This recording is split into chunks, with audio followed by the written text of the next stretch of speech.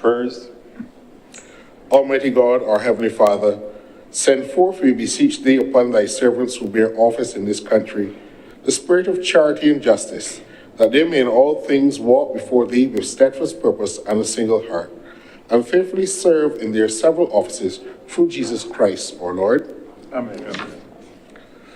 O Lord our God, who art the lover of truth and justice, give thy grace to our Parliament and to all who direct the affairs of our nation, and guide them by thy Holy Spirit, that we may beseech thee, that by thy word and deed we may promote the well-being of thy people and set forward peace among all people through Jesus Christ our Lord. Amen. Together we say the Lord's Prayer. Our Father, Who art in heaven, hallowed be thy name, thy kingdom come. Thy will be done on earth as it is in heaven. Give us this day our daily bread, and forgive us our trespasses, as we forgive them that trespass against us. And lead us not into temptation, but deliver us from evil. For thine is the kingdom, the power, and the glory, forever and ever. Amen. May the grace of our Lord Jesus Christ, and the love of God, and the fellowship of the Holy Spirit be with us all now and forevermore. Amen.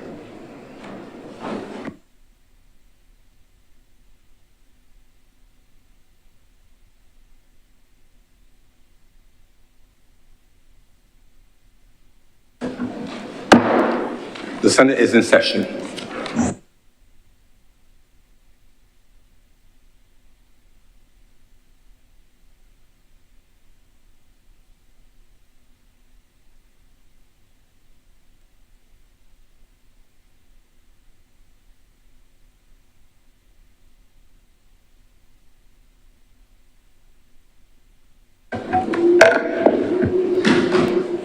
Messages from His Excellency the President. Announcements by Your Honor, the President. Minutes of our meeting held on the 3rd December 2025 for confirmation. Senator Cummings. Mr. President, I beg to move that the minutes of our meeting held on Wednesday, December 3rd, 2025 be confirmed at this time. The question is that the minutes of our meeting held on December 3rd, 2025 be confirmed. Will those honorable senators in favor please say aye? Aye. Those against please say no. Thanks, the ayes have it. Those minutes are confirmed. Our minutes of Friday, 19th of December, 2025. Senator Cummings. Mr. President, I beg to move that the minutes of February 19th of December be deferred at this time. The question is that the minutes of our meeting held on Friday, December 19th, 2025 be deferred. Will those honorable senators in favor please say aye? Aye. Those against please say no. Since the ayes have it, those minutes are accordingly deferred. The other announcements have indications of late arrival from Senator Monique Tate.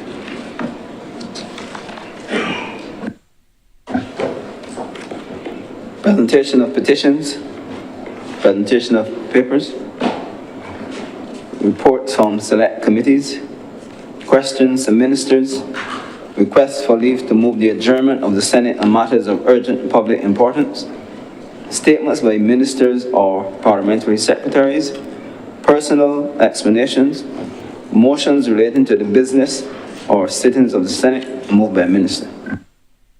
Senator Cummings. Mr. President, I beg to move the suspension of Standing Order 45.2 and 22.1 for the remainder of today's sitting. The question is that Standing Orders 45.2 and 22.1 be suspended for the remainder of today's sitting. Will those honorable senators in favor please say aye? Aye. Those against please say no. Methinks the ayes have it. Accordingly, the operation of those standing orders is suspended for the remainder of today's sitting. Introduction of bills. Senator Cummings. Mr. President, I beg to give notice of the following resolutions. A resolution to rescind a resolution passed by the Honourable the House of Assembly on the 19th day of July 2022 and the Honourable the Senate on the 10th day of August of the same year 2022 and published in the Official Gazette as Resolution Number 17, 2022 on the 18th day of August to approve the vesting in the National Housing Corporation of 2 parcels of land situate at Sergeant's Village in the parish of Christchurch in Ireland for a public purpose purpose, namely housing development. And secondly, to move the passing of a resolution to approve in accordance with Section 5 of the Crown Lands Vesting and Disposal Act, Cap 225, the vesting in the National Housing Corporation of a parcel of land, the property of the state, situate at Sergeant's Village in the parish of Christchurch in this island for housing development.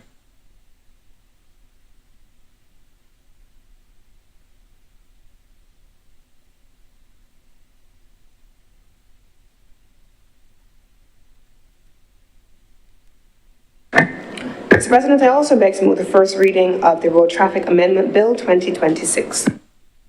The question is, on the Road Traffic Amendment Bill 2026 be read a first time? Will those honourable senators in favour please say aye? Those against please say no. The next ayes have it. Accordingly, that bill is read a first time. Public business, sir. Public business is now the order of the day. Order number 6, in the name of the Honourable Leader of the House and the Senate, to move the second reading of the Tourism Levy Amendment Bill 2025. Senator, the Honourable Lisa Cummins. Thank you very much, Mr. President. I rise on this occasion to speak on a specific matter, but before we get into the actual business of today's sitting, this being our very first sitting for the year, I want to take the opportunity to welcome all honourable senators back into the chamber and to wish everyone a happy and a prosperous 2026. And I look forward to maintaining the camaraderie, even in an environment where sometimes we don't have the same views, but that has always characterized our engagements in this chamber. And so, Happy New Year to the members of the Senate from the government side of the Senate.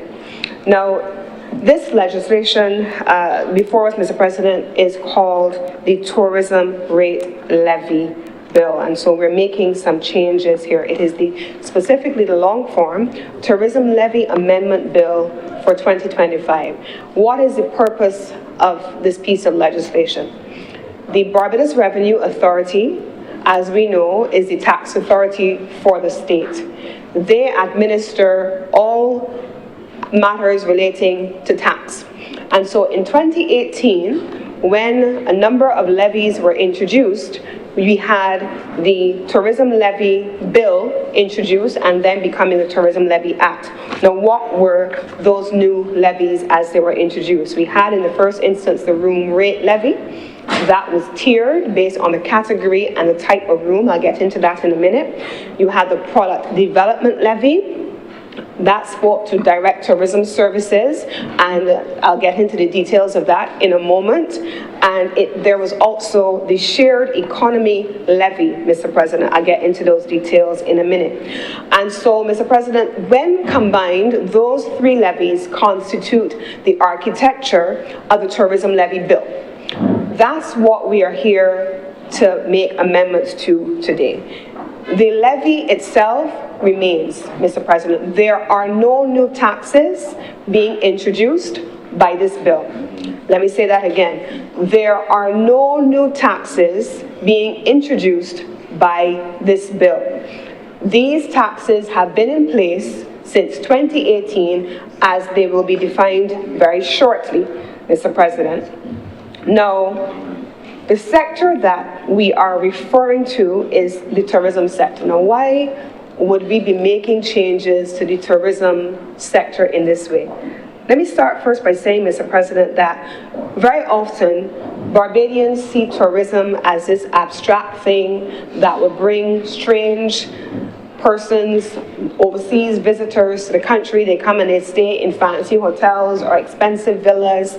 They come and they stay in shared accommodation. They get embedded in the community. They know Barbadians. They go to shops, bars, and expensive restaurants. But altogether, it constitutes tourism. Historically, when we see a hired car whiz past us, back in the day as I was growing up, you used to see the mini molks. Now they've got these really modern takes on mini molks, but with tourists that are driving down the way and they're sunning, their faces are red, but they're enjoying the sun, especially in the winter months of the year.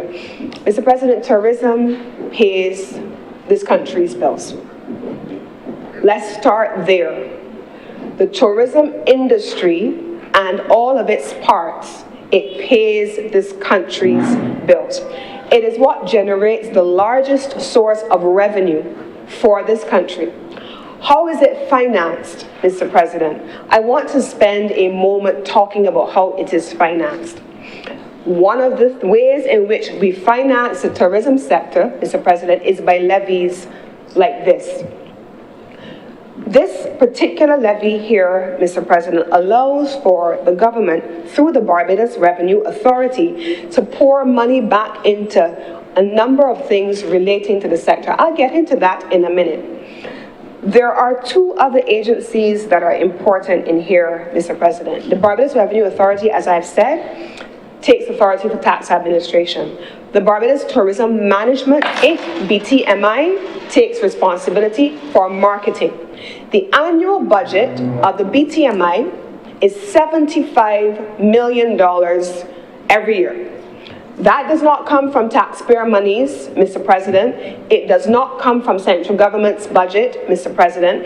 It comes through the levying of the airport service charge at the Grantley Adams International Airport, paid by visitors to the country. If that amount is $75 million in total in a given year, that amount is remitted to the Barbados Tourism Marketing, Inc. If that money is in excess of $75 million in a year, $75 million goes to BTMI and the excess goes into the consolidated fund and is spent on national expenses, Mr. President. But there is a $75 million annual budget for the BTMI. What does the BTMI do with those monies? It engages in behind-the-gateway marketing. It engages in negotiations with the airlines. It engages in all of the development and the product development services that support the country's tourism sector.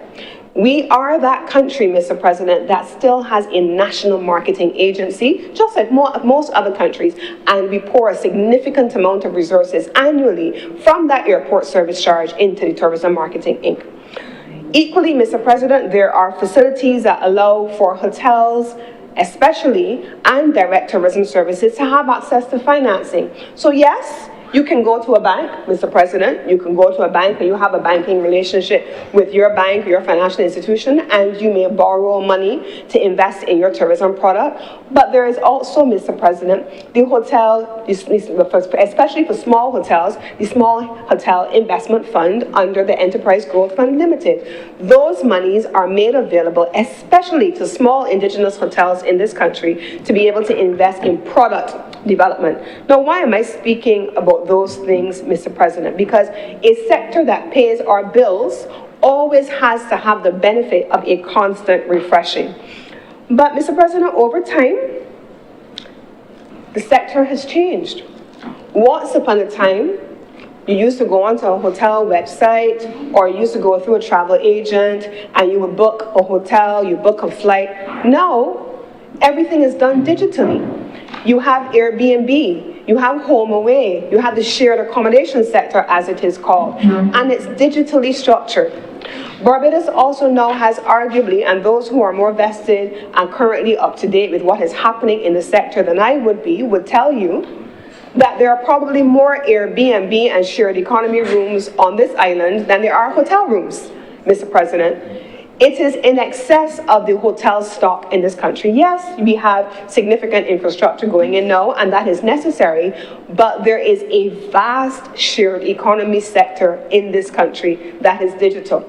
You can go, Mr. President, on your computer, your phone, your iPad, your tablet, whatever the device is, and there you can find on most of these digital platforms any number of types of places that you can stay.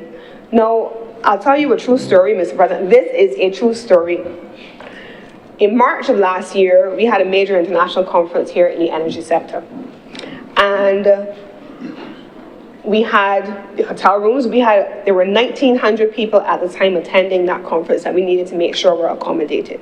We had the hotel rooms, yes, but we needed additional capacity from shared economy. One day, one of my staff members came to me and said, "Minister, we have a problem." What's the problem?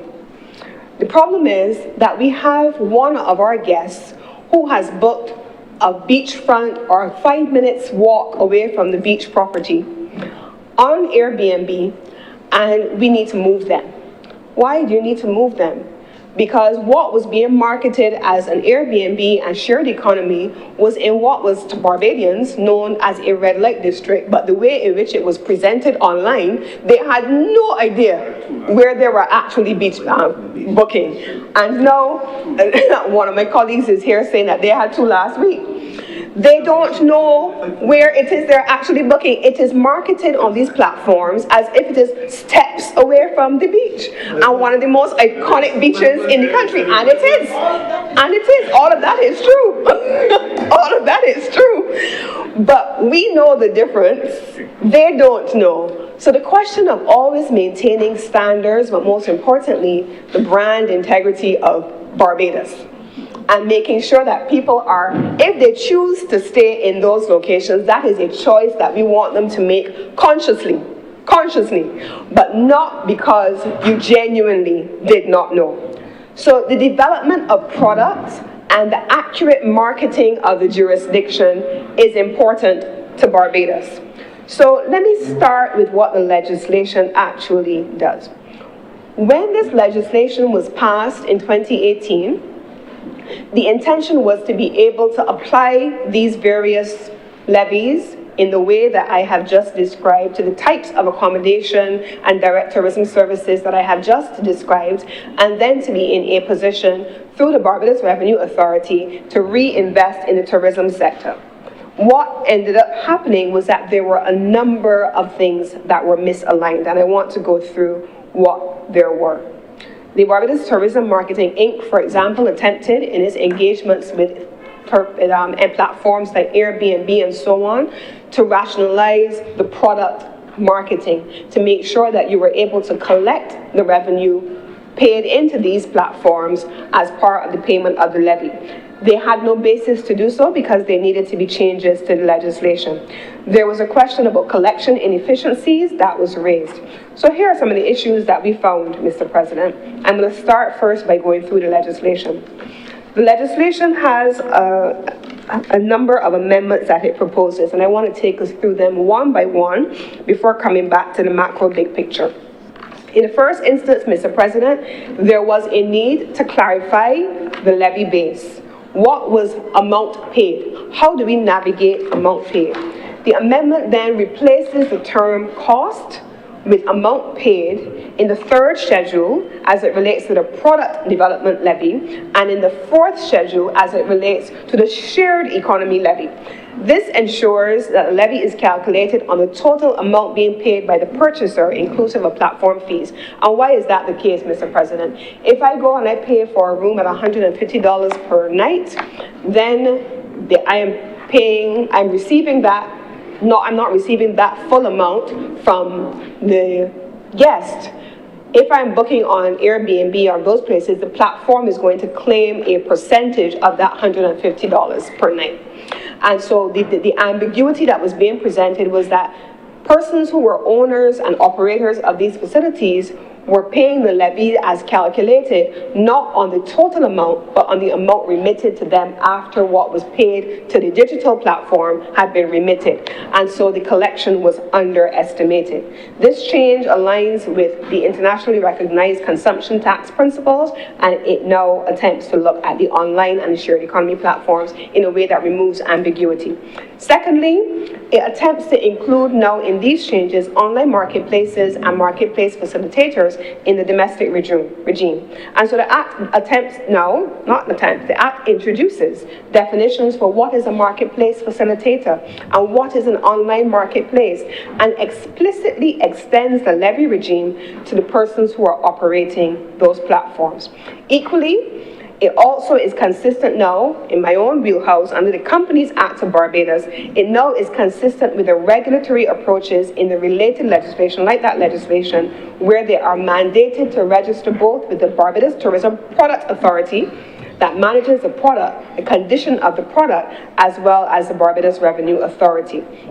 This ensures compliance monitoring and integrates facilitators into the tax administration system. It then speaks to an amendment in Section 10, which requires marketplace facilitators who process payments on their platforms to include applicable levies in the price charge and remit those levies directly to the BRA. We've spoken to that already. Mandatory registration and enhanced bookkeeping. Providers and facilitators must register. It is a registration process, and it brings everyone into compliance now. Price transparency, also ensuring that what you are advertising and what is being quoted is what is being charged. It is about protecting the brand as well.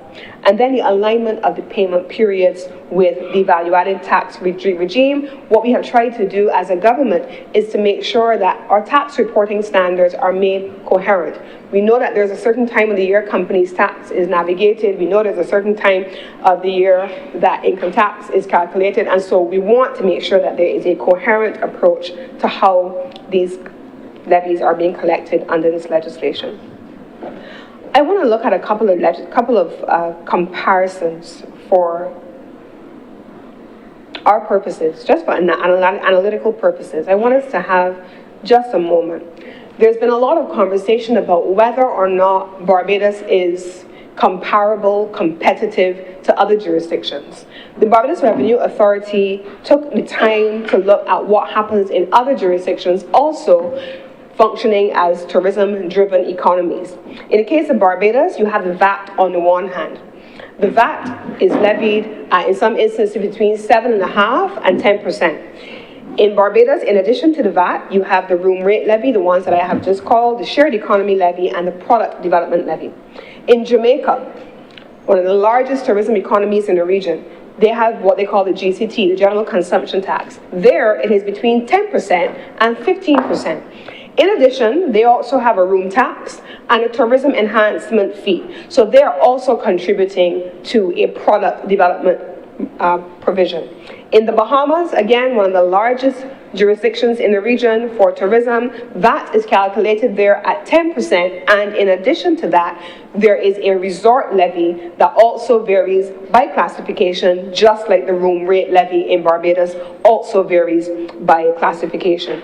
So Barbados's approach in this tourism levy, Mr. President, is entirely consistent with what other jurisdictions are doing. I want then to get into the specifics of how the various rooms are classified in the room rate levy. In the room rate levy, you have apartments, you have guest houses, you have hotels, you have vacation rentals. In some instances, Mr. President, as at 2019 and 2020 and yet into 2019, there's a tiered system that varies between $5 per bedroom per night up to $11 per bedroom per night. And if you are in the vacation rental property, it is a 2.5% levied on the bedrooms per night. And so that's where we are, Mr. President, with this particular levy. I promised that I was going to get into the specifics of how the levies are charged. The room rate levy, specifically, Mr. President, is payable by guests, just like the airport service charge is payable by visitors according to the type, and it ranges from $2.50, like I just said, up to $10 per bedroom per night. The product development levy on island tours, non-international cruises, meals, drinks, and dining services, food and services provided by spas, retreats, and marinas, these are also calculated at a 2.5% applicable. Now, how many of us have gone to restaurants for dinner? You take your wife or your friends and you go to celebrate a birthday or some kind of celebratory event, and you see your bill. When you look at your bill, you're going to see your bill, what is the total amount of the services that you have consumed, what is the applicable value-added tax. Then the restaurant is going to charge you, in some instances, their service charge. That goes to them, and they split that among their employees. And then you will see the product development levy sometimes on the bill, and that is levied specifically on meals, drinks, and dining services. And it is also levied on food and services provided by spas, retreats, and marinas. The sharing economy levy is also applicable specifically now for tourism accommodation, but this is where the digital economy that I just talked about is relevant. This is levied at 10%. But here's what is important, Mr. President. I want to put these words on the record. A sharing economy levy introduced with effect from August 1, 2018 at a rate of 10% on the cost of tourism economy accommodation supplied through digital platforms such as Airbnb and HomeAway by persons who are not registered for VAT or are VAT exempt. This measure targets the growing short-term rental segment and was designed to ensure tax equity across all modes of accommodation. So it is now applicable in this way that we have just described to the category that I have just listed on purpose, Mr. President. So these are the matters that are being navigated in this piece of legislation. It is really about managing the tax collection process. And when I say, Mr. President, managing the tax collection process, I want to give us some numbers. I would not have come here today to say that tourism pays our bills, even though I know we all know it academically. We know it because we've been members of the Senate for long enough. We've done enough estimates of expenditure. We've all read central bank reports. But I want to then show just how these levies have contributed to the mobilization of revenue to support the tourism sector. In 2021, Mr. President, the total receipts from tourism levies amounted to $9.63 million. Now, we knew what was happening immediately after COVID, and so that was the post-recovery, first recovery year. In financial year 2022 to 2023, total revenue increased to $25.41 million, with the highest quarterly collections recorded in Q1, which is usually the winter period. This represented a 169.3% increase over the previous year. And so this was a clear indication for anybody who wants to say that Barbados did not recover in the post-pandemic period that we saw this increase. By 2023-2024, Mr. President, total revenue rose by to $41.41 million, representing a 62.9% increase over the previous year. And by 2024-2025, revenue also saw a further 2.8 increase over the previous year, and that has continued to increase into this year, year to date, at a rate of over 3.4%. So, Mr. President, that these levies are being collected and that these funds, by way of revenue, are then fed into the Barbados Revenue Authority. We are going into a period, actually we are in already, a period of estimates. Right now, every year, this is nothing new, we have the annual estimates of expenditure.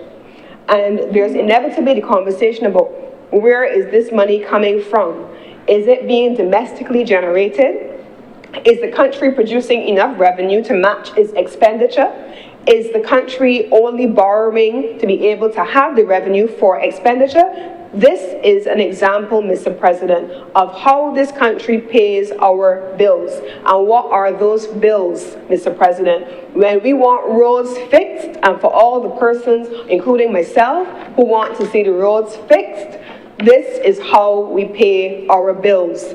When we want to be able to see social services expanded, this is one of the ways in which we pay our bills. It's not just debt.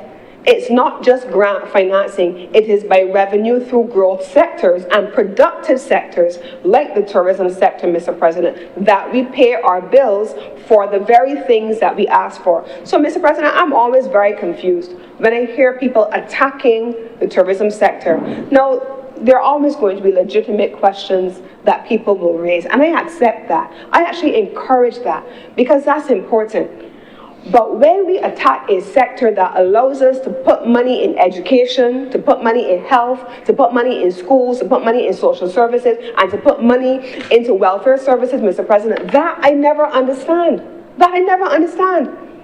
This sector pays our bills. The tourism levy has been generating revenue to contribute to that revenue raise that helps to pay our bills, Mr. President. And so the intention of the bill before us is to enhance fiscal space for investment in tourism product development. digital transformation, destination marketing. Mr. President, Barbados has mirrored and has expanded its overseas presence in overseas marketing and behind the gateway marketing in leaps and bounds since 2018, despite a pandemic intervening in between. Mr. President, when we first came to office, Barbados's overseas offices existed, and they were advertising and they were marketing behind the gateway. We have expanded that. We now have destination marketing in Panama. And with that destination marketing in Panama, I don't know how many of us have seen the number of Barbadians that are traveling to Panama on a regular basis for vacation, because it's a new destination that has a direct flight on Copa Airlines right here from Barbados. I don't know how many of us have seen how many Barbadians are traveling from Barbados to Panama to go and shop these days, Mr. President. I don't know how many people have noticed that there are a number of people traveling from Barbados to Panama down into Central America. And I'm even told, Mr. President, that despite the significant increase in U.S. airlift, there are a lot of people who are price sensitive who are taking a flight from here to Panama and from Panama to Miami or somewhere else in the United States. There is a significant expansion in destination marketing. And we're seeing that, Mr. President, with the location of a Barbados Tourism Marketing Inc. in Panama. We're seeing that also, Mr. President, with the expansion of the work of the BTMI in Europe. We have an expansion in the work being done in Brussels. We now have a presence, not a physical office, but representatives in Paris, in France. Mr. President, we have been seeing Barbados for the first time forging new relationships through the UN World Tourism Organization, with the Emirates as well, and we have seen the explosion in the cruise industry trade. All of that, Mr. President, is a part of destination marketing. I remember, Mr. President, and this is an interesting part of the conversation, I remember, Mr. President, having a conversation, let me put it that way, a conversation, calling for meetings of the cruise sector. Now, I admit, for me, I'm always going to think, what is the business of the thing? And for me, when I looked at the tourism sector, when I was chairman of the port, what is the business of cruise was what occupied my thought process. And so when you study the structure of the cruise industry, I started to think, but hold on, we got to consider how we're doing this thing, and we got to make some tweaks. It was on that basis, Mr. President, that subsequently, as Minister of Tourism, I made the decision to shift and to expand Barbados's presence in Miami. We no longer now just have a Consulate General in Miami, but we have a BTMI office in Miami. And why, Mr. President? What is the business of cruise? What's the business of cruise? The cruise sector is heavily vertically integrated. Chances are, a year before that cruise ship pulls up in the Bridgetown port, 90% of the tours and experiences that the passengers on that ship are going to undertake in the given destination have been booked at the time of the sale of the cruise. That is the report coming out of the cruise sector analytics information. That's what they tell you, Mr. President. 90%, you know, it was 90% of all cruise passengers having booked their travel and booked their tours and arrangements in a given destination at the time a year before. So we made the decision that in consideration of the business of cruise, we needed to move our destination marketing closer to where the cruise operations are hubbed, so that we can integrate Barbados's destination marketing with the travel tour operators at source. We did the same thing, Mr. President, by approaching the cruise sector originating in Southampton. That is the work of the Barbados Tourism Marketing Inc. That is the work of destination marketing, and that is what our professionals are doing. And I want to take a moment to say this. 2018, 2019, 2023, 2024, 2025, the professionals operating in our overseas gateways, engaging in destination marketing, they may have moved around, but they remain the same outstanding professionals who have served this country well for the last several years. Every one of them, from the officers in New York, in the BTMI office in New York, to those in Canada, in Toronto, to those now in Miami, to those in London, Mr. President, to those in Europe in our Brussels office, those are the same officers. Actually, they have spanned both administrations historically, and they have been exceptional professionals. They have really been exceptional professionals. They have been on the front line of destination marketing for Barbados.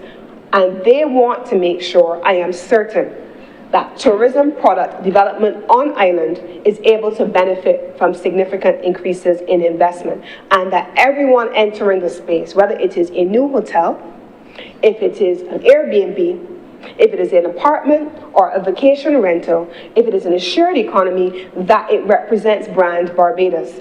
And it also, in this bill, is meant to ensure that we can demonstrate the value of sector-specific revenue instruments. This is very much a sector-specific revenue instrument. This is generated from the tourism sector for the tourism sector, and it is aligned with Barbados' sustainable growth priorities, Mr. President. So those are the issues that the bill attempts to address. This is what it is attempting to accomplish. And these are the amendments before this honourable chamber. And with these few words, I beg to move that this bill is read a second time. Thank you. Thank you, Senator Cummins. Senator Ryan Walters. Thank you, Mr. President. Good morning to you and my fellow senators. Happy New Year to all. Wishing you all the best in 2026 to you and your families. Mr. President, I was expecting a more elaborate and robust presentation from the former Minister of Tourism, who seems to have buckled based on this government's performance in tourism. Not a lot to shout about at all. And clearly, she is not seeking parliamentary office, so she would be more timid than some of the other members in this chamber. But Mr. President, the bill seeks to collect revenue, or the appropriate amount of revenue based on what was said by the leader of government business. In other words, persons are underpaying the government, and this bill seems to address that. Now, this gives me the opportunity to qualify my previous statement of this government's poor performance in tourism.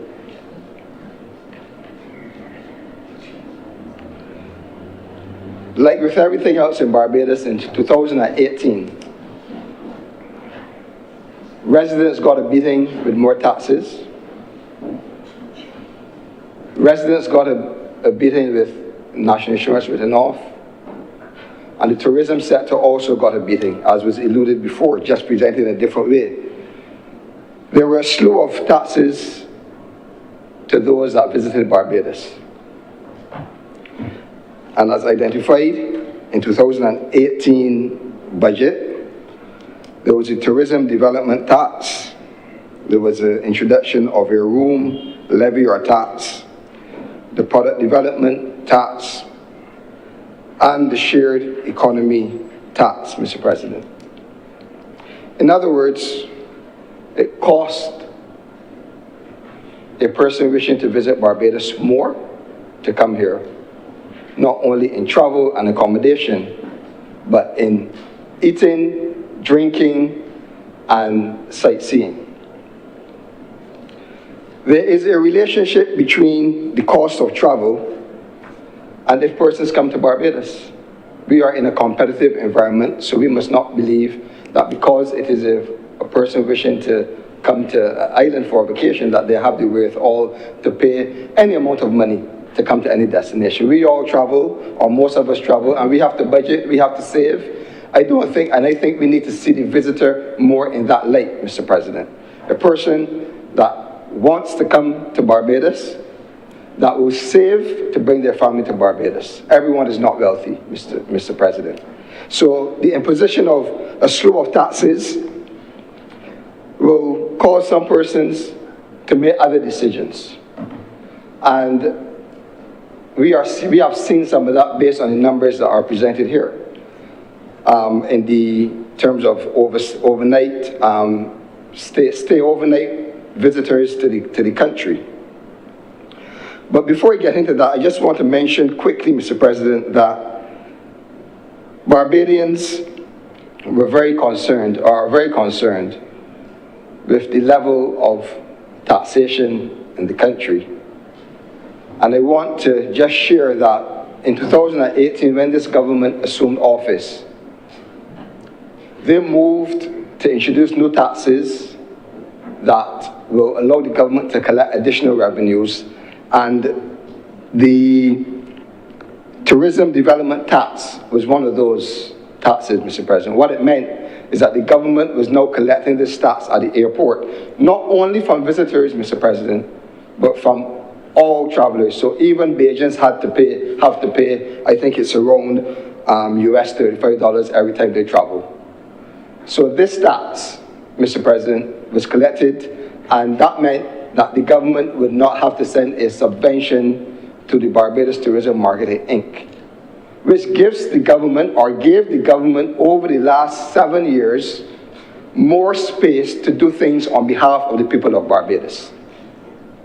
They also introduced, Mr. President, the garbage and sewage tax, which would have financed the operation at the sanitation service, which gave the government, Mr. President, more space, more money to spend on social services and the social infrastructure in this country. But 7 years down the road, everybody is still crying out for the state of our schools, the state of our roads, the state of our welfare department, and even, Mr. President, the introduction of the health services levy, which raises at least $90 million a year, reduced the subvention to the Queen Elizabeth Hospital or to the Ministry of Health, Mr. President. So Bajans are wondering what is really happening with all of these tax dollars that are being collected by this government. But that is impassive, Mr. President. Mr. President, the former Minister of Tourism, and she did not once mention that she was the former minister. At least I didn't hear that. Oh, sorry, I apologize. I thought you were too ashamed of your record.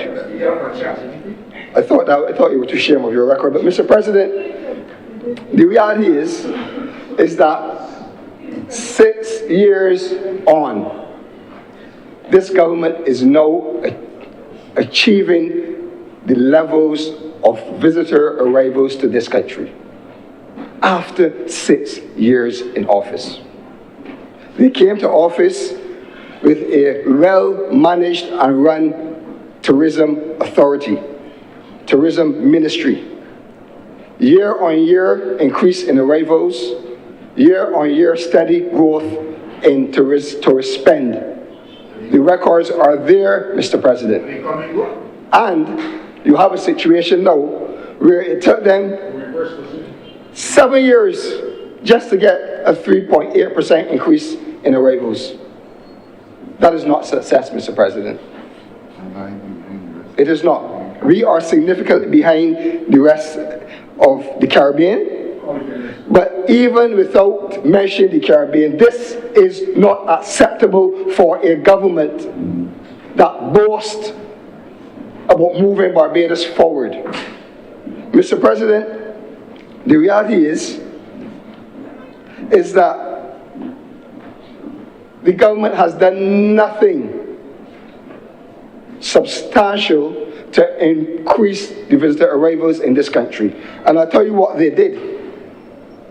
They paid influencers to come to the country So they pay influencers to come here, free accommodation, free meals, free transportation, and that is all in those numbers. They paid for airlines to bring empty seats here, and we know for a fact that Cayman Airlines Airways, Mr. President, is an example of one of those arrangements that failed, that lasted less than a year. Mr. President, you have a situation where outside of the tourist season, the government has not grown the traffic coming to Barbados. They have not. And these are the facts. But the government will not speak to the reality of the situation that we are 7 years on. They have been the government for 7 years, and they have not moved the needle.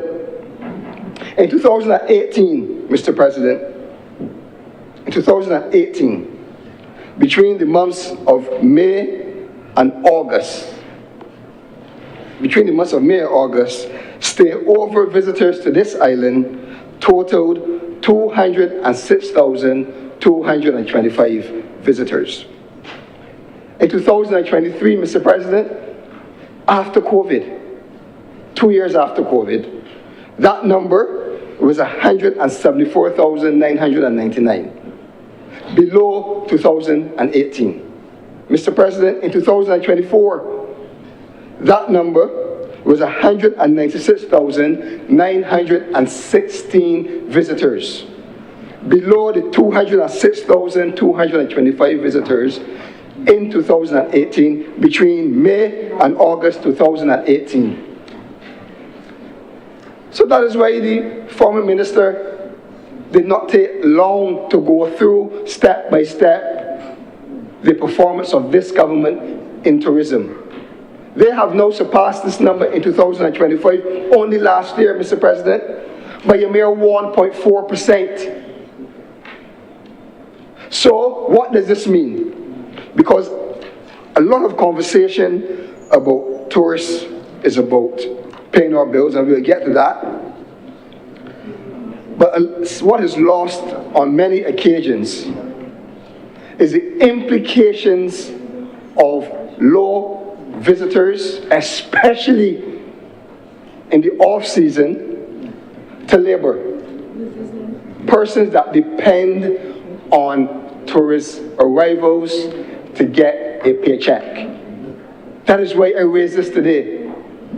I raise this today, Mr. President, to show you that the importance of focusing on the off-season is to ensure that our thousands of workers in the tourism sector can consistently earn a decent living. It is something that is very concerning to me, Mr. President, and I'll tell you why.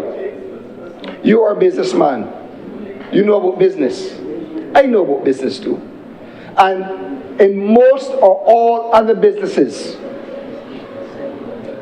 business owners and managers have to navigate the pressures of low seasons. We cannot send home workers. We cannot lay them off and bring them back when we think that it's time for them, when we think that sales are picking up. We do not have the liberty to do that in any other industry. But the tourist industry is separate and distinct. And they are allowed, Mr. President, to sacrifice their labor in non-peak times. So workers have to go to national insurance or get a significant reduction in their pay while trying to hold on to the job in the next few months when the season is going to be at its highest. So that is why there has to be a focus on growing the arrivals in non-peak times. That is why there has to be consideration to make sure that our people get paid. Because grocery bills do not go away. There's no concession to hotel workers when they're going to the grocery store because they're laid off. The cost of running their households do not go away. The cost at the pump for sure is not going away. The cost of sending their children to school is not going away, Mr. President. So it is very important that we seek to grow the industry as the Democratic Labour Party was doing before 2018 and up to 2018, Mr. President. And this government has failed the people of Barbados. They have failed the workers of this country in that way. So, Mr. President, it has also introduced the treatment of these workers in a way that will allow them not to be permanent employees, so they do not have security of tenure. These hoteliers now are moving to contract work, Mr. President, which does not benefit the employees in the long run.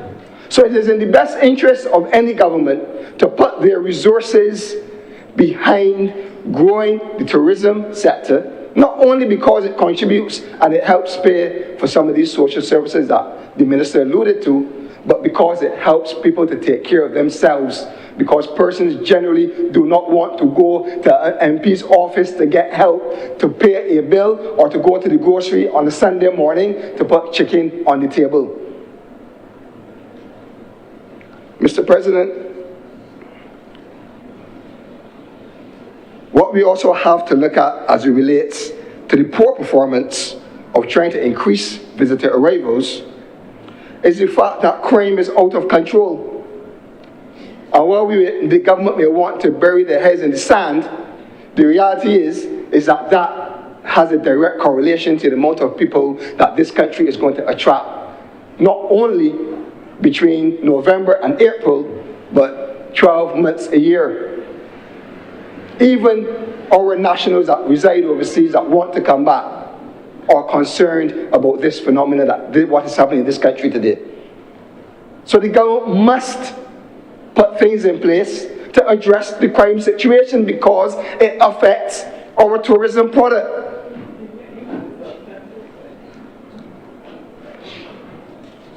Mr. President, even when the government boasted about the Cricket World Cup in 2024,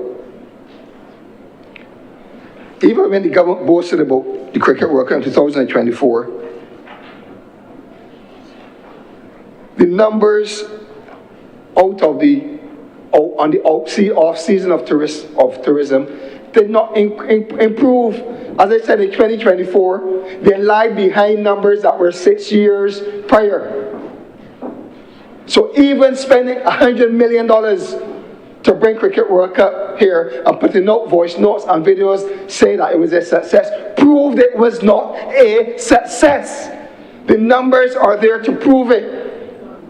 What numbers? Mr. President, Senator Nichols could get it and bring his numbers if he wants to defend that situation. Mr. President, there is also this statement that was made by the minister that tourism pays our bills. It's an interesting statement. It's true. It is true. And I'll tell you something, Mr. President. Mr. President, the contribution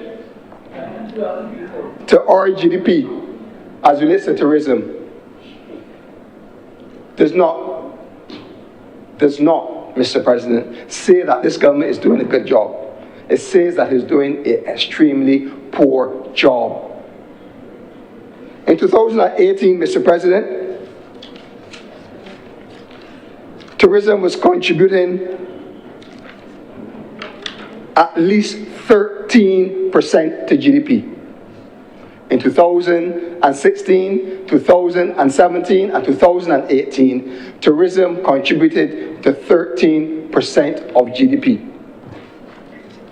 In 2023, Mr. President, 2024, and up to September of 2025, tourism is now contributing less than 5% to GDP. If I round it, you will get to 5%, Mr. President.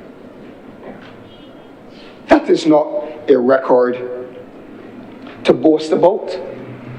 That does not qualify the statements of the Minister that tourism pays our bills. That is saying that the government can no longer afford to pay its bills because it is not earning as it should in tourism. And that is why, Mr. President,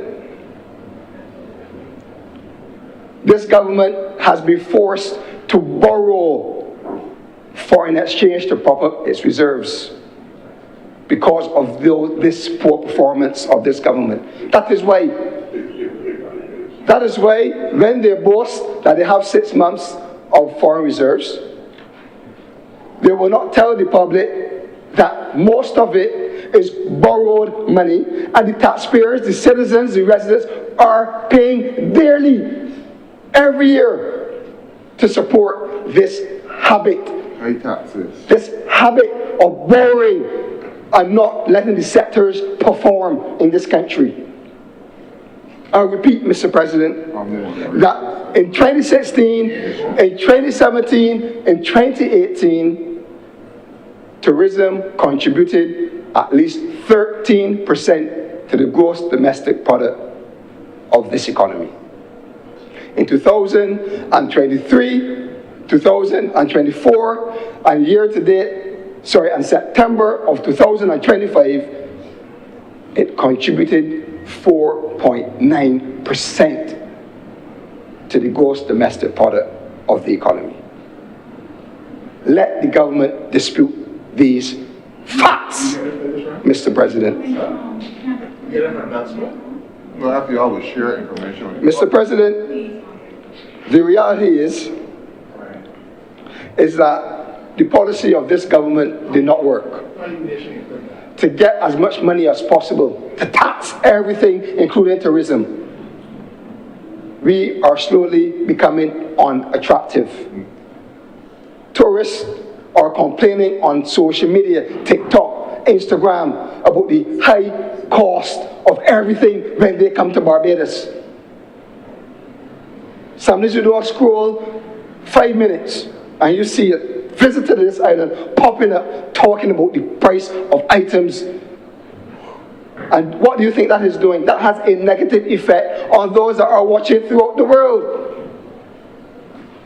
So the tax at the airport, Mr. President, the tax at the hotels, Mr. President, the tax at the restaurants, Mr. President, the tax at the bars, Mr. President, the tax the transportation, Mr. President, the tax the attractions, Mr. President, it's not doing Barbados any good, especially when we in this country do not see where the tax dollars are going. And the leader of government business, Mr. President, also told Barbados this morning that when they go to certain restaurants, they will see some of these additional taxes on the receipts. In other words, Bajans do not even escape the wrath of this government trying to get more money. Because you go to a birthday function, you go to a retirement function, you carry your wife or your spouse or your girlfriend, your daughter's son for a nice meal, and you go pay more taxes. That is the reality that we have been facing since May 2018. And yet the potholes, grammar, as people will say. Hospital is in a state, Mr. President. Let me hear Gregory on that. Housing estates across this country shut down, not supporting low-income earners in this country, Mr. President. Schools are deplorable, Mr. President. So I don't mind the leader of government business talking about it pays our bills. They are unable to pay our bills because tourism is doing poor. Well, they're performing. Mr. President, I will ignore Senator. Mr. President, when we speak about tourism, there's a lot of discussion in recent days about Savvy on the Bay. And Mr. President, allow me to address the comment by Senator Nichols. Allow me to, Mr. President, I overheard. Senator Nichols has not spoken in this debate. You cannot respond to anything that he has said. He has not said anything in this debate. Mr. President, thank you, but I overheard a comment from the other side saying that we gave away. Mr. President, I am listening. And Senator, the only persons that have spoken in this debate is Senator Cummins and yourself. No one else has spoken, therefore there's nothing else to respond to. Thank you, Mr. President. Thank you, Mr. President. Let me remind this chamber and the people of Barbados, and it may be said during the debate, the land that Savvy is situated on was sold by the Democratic Labour Party to a businessman. Not given away. The land that the African Bank... Senators, please, let the Honourable Senator be heard in silence. The land that the African Bank owns was given away by this government. Mr. President, we didn't give away land. A businessman purchased land. Mr. President, the government gave away land to non-nationals, to persons that are running private entities that earn profits, millions and billions of dollars in profits, Mr. President. So everybody will get their say today. But Mr. President, I have been to Savvy on the Bay numerous times. I parked either on property or opposite. I walked to the beach and nobody stopped me. There was nothing prohibiting me to get on the sand between my toes, to feel the sand between my toes. I went to the beach. I purchased the beach chairs with the umbrellas. And my children and I, my daughter specifically, will go into the sea. We will patronize the bar with a fruit punch. I would have a rum and coke. Yes. Mr. President, nobody stopped me from doing that. Nobody came and tell us, you got to leave, that this is private property. On other occasions, Mr. President, I have gone to Savvy on the Bay and purchased food to eat, Mr. President. Nobody stopped me from parking. Nobody stopped me from asking me for permission, if I have permission to go and patronize one of the small business owners that operate there, Mr. President. What is this fascination that the government has with Savvy on the Bay? Mr. President, and I heard the Minister of Housing try to defend it after public outcry about the small businesses will not be impacted. It's primarily about car park. Well, if they want car space, Mr. President, you just got to walk that stretch of land on Bay Street. There are properties on that same stretch, the old mobile station. What happened with that, Mr. President? The old fish market, a stone's throw away, Mr. President, is ripe for development. Why doesn't the government target that as a project? And there are lands further south, Mr. President, that are vacant, nothing going on. But the government is somehow targeting this specific plot of land that already has an existing business, is operating fully, and it boggles the mind not only of those who earn a living and a livelihood from it, but those of us who are watching and looking on. Mr. President, the BTMI was established before this government came to office. And the only thing I would say relative to some of the comments made by Minister Cummings and to Lisa Cummings, Mr. President, is that no one is questioning the ability of that department, the persons that work in that department.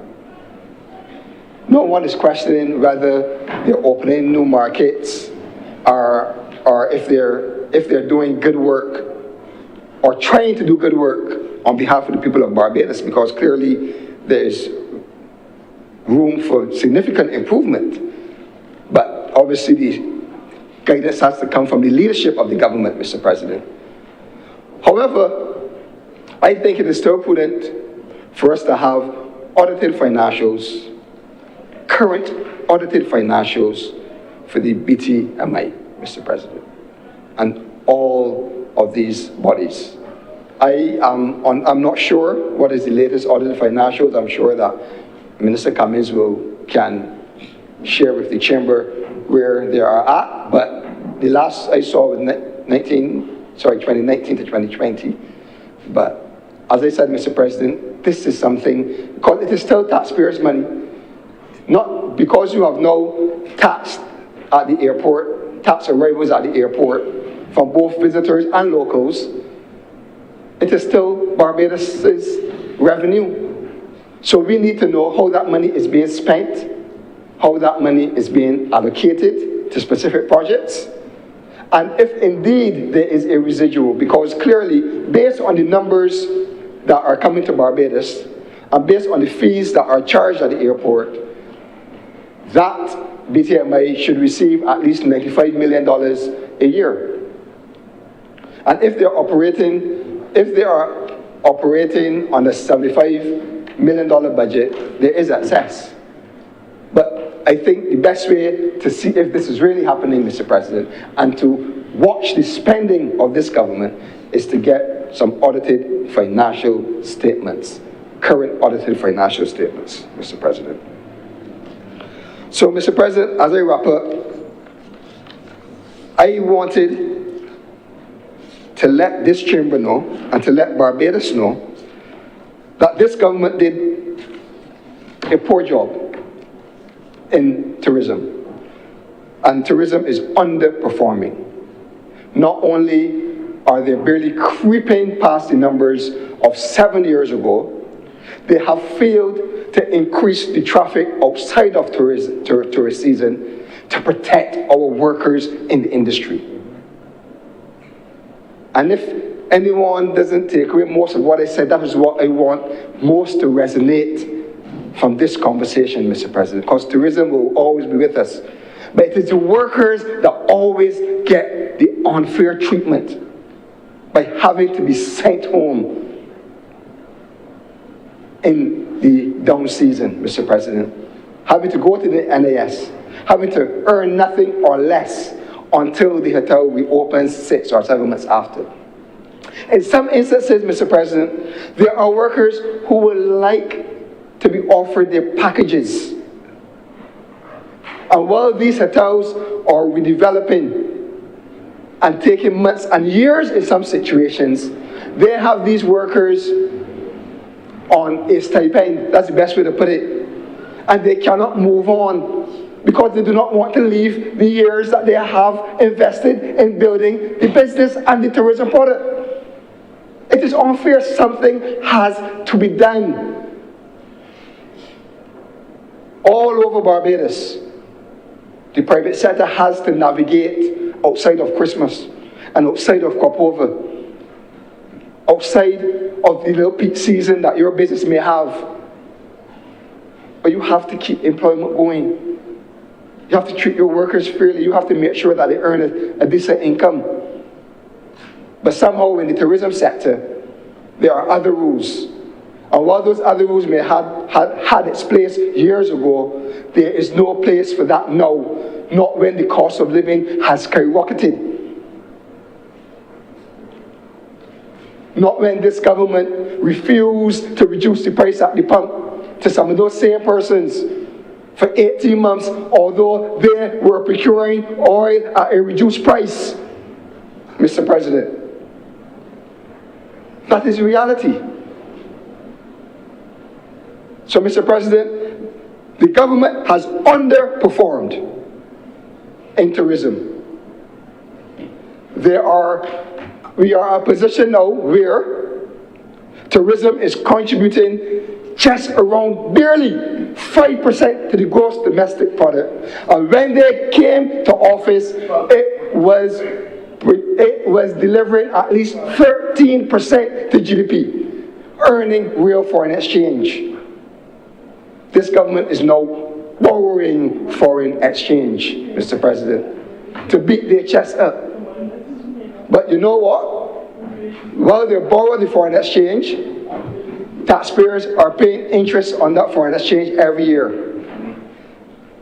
And it is so bad that it tells a story that this government is not earning revenue, because when last year they were presented with loan repayments, they had to go and borrow $1 billion, $1 billion to repay that loan that became due, Mr. President. So it all tells a story of the performance of this government in totality, although we are focusing on the tourism sector today, Mr. President. Mr. President, with those few words, I'm obliged. Thank you very much, Senator Walters. Senator Maladu. Thank you, Mr. President. Let me start by saying, let me get back to the matter before us. Let me start by saying that. Sir, I rise today, and I'm going to start by saying to you what I will say to you, then I will say it, and then I will tell you what I have said. You know how that goes. That's the way that I learned how to do presentations, is first you tell someone what you're going to tell them, then you tell them, and then you tell them what you told them. So, Mr. President, sir, what I would like to say to you, actually before I speak to the bill, I would like to take some time to agree with most everything that Senator Cummins, the Leader of Government Business, has said. I completely agree that the BRA's function is taxation.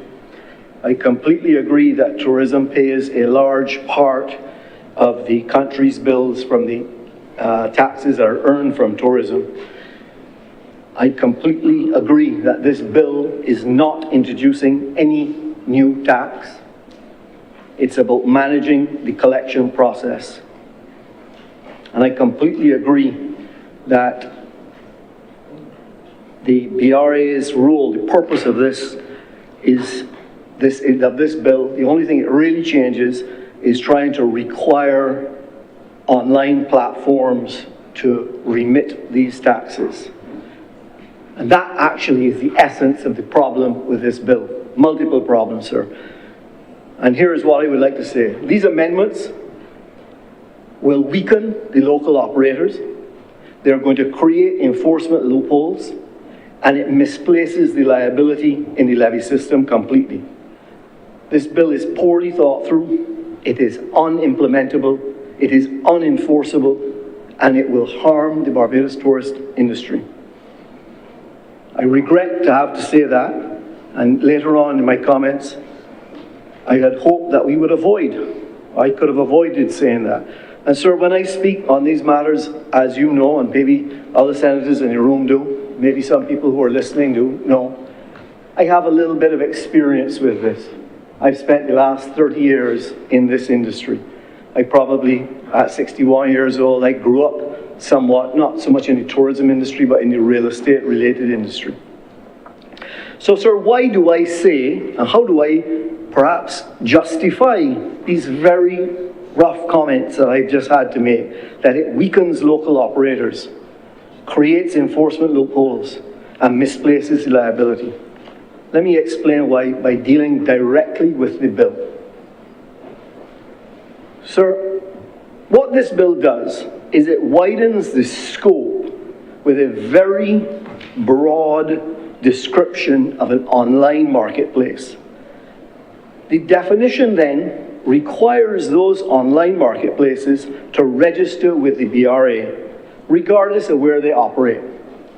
And sir, perhaps I could spend 2 minutes, maybe for those who don't understand where these are, to explain a bit how this has developed.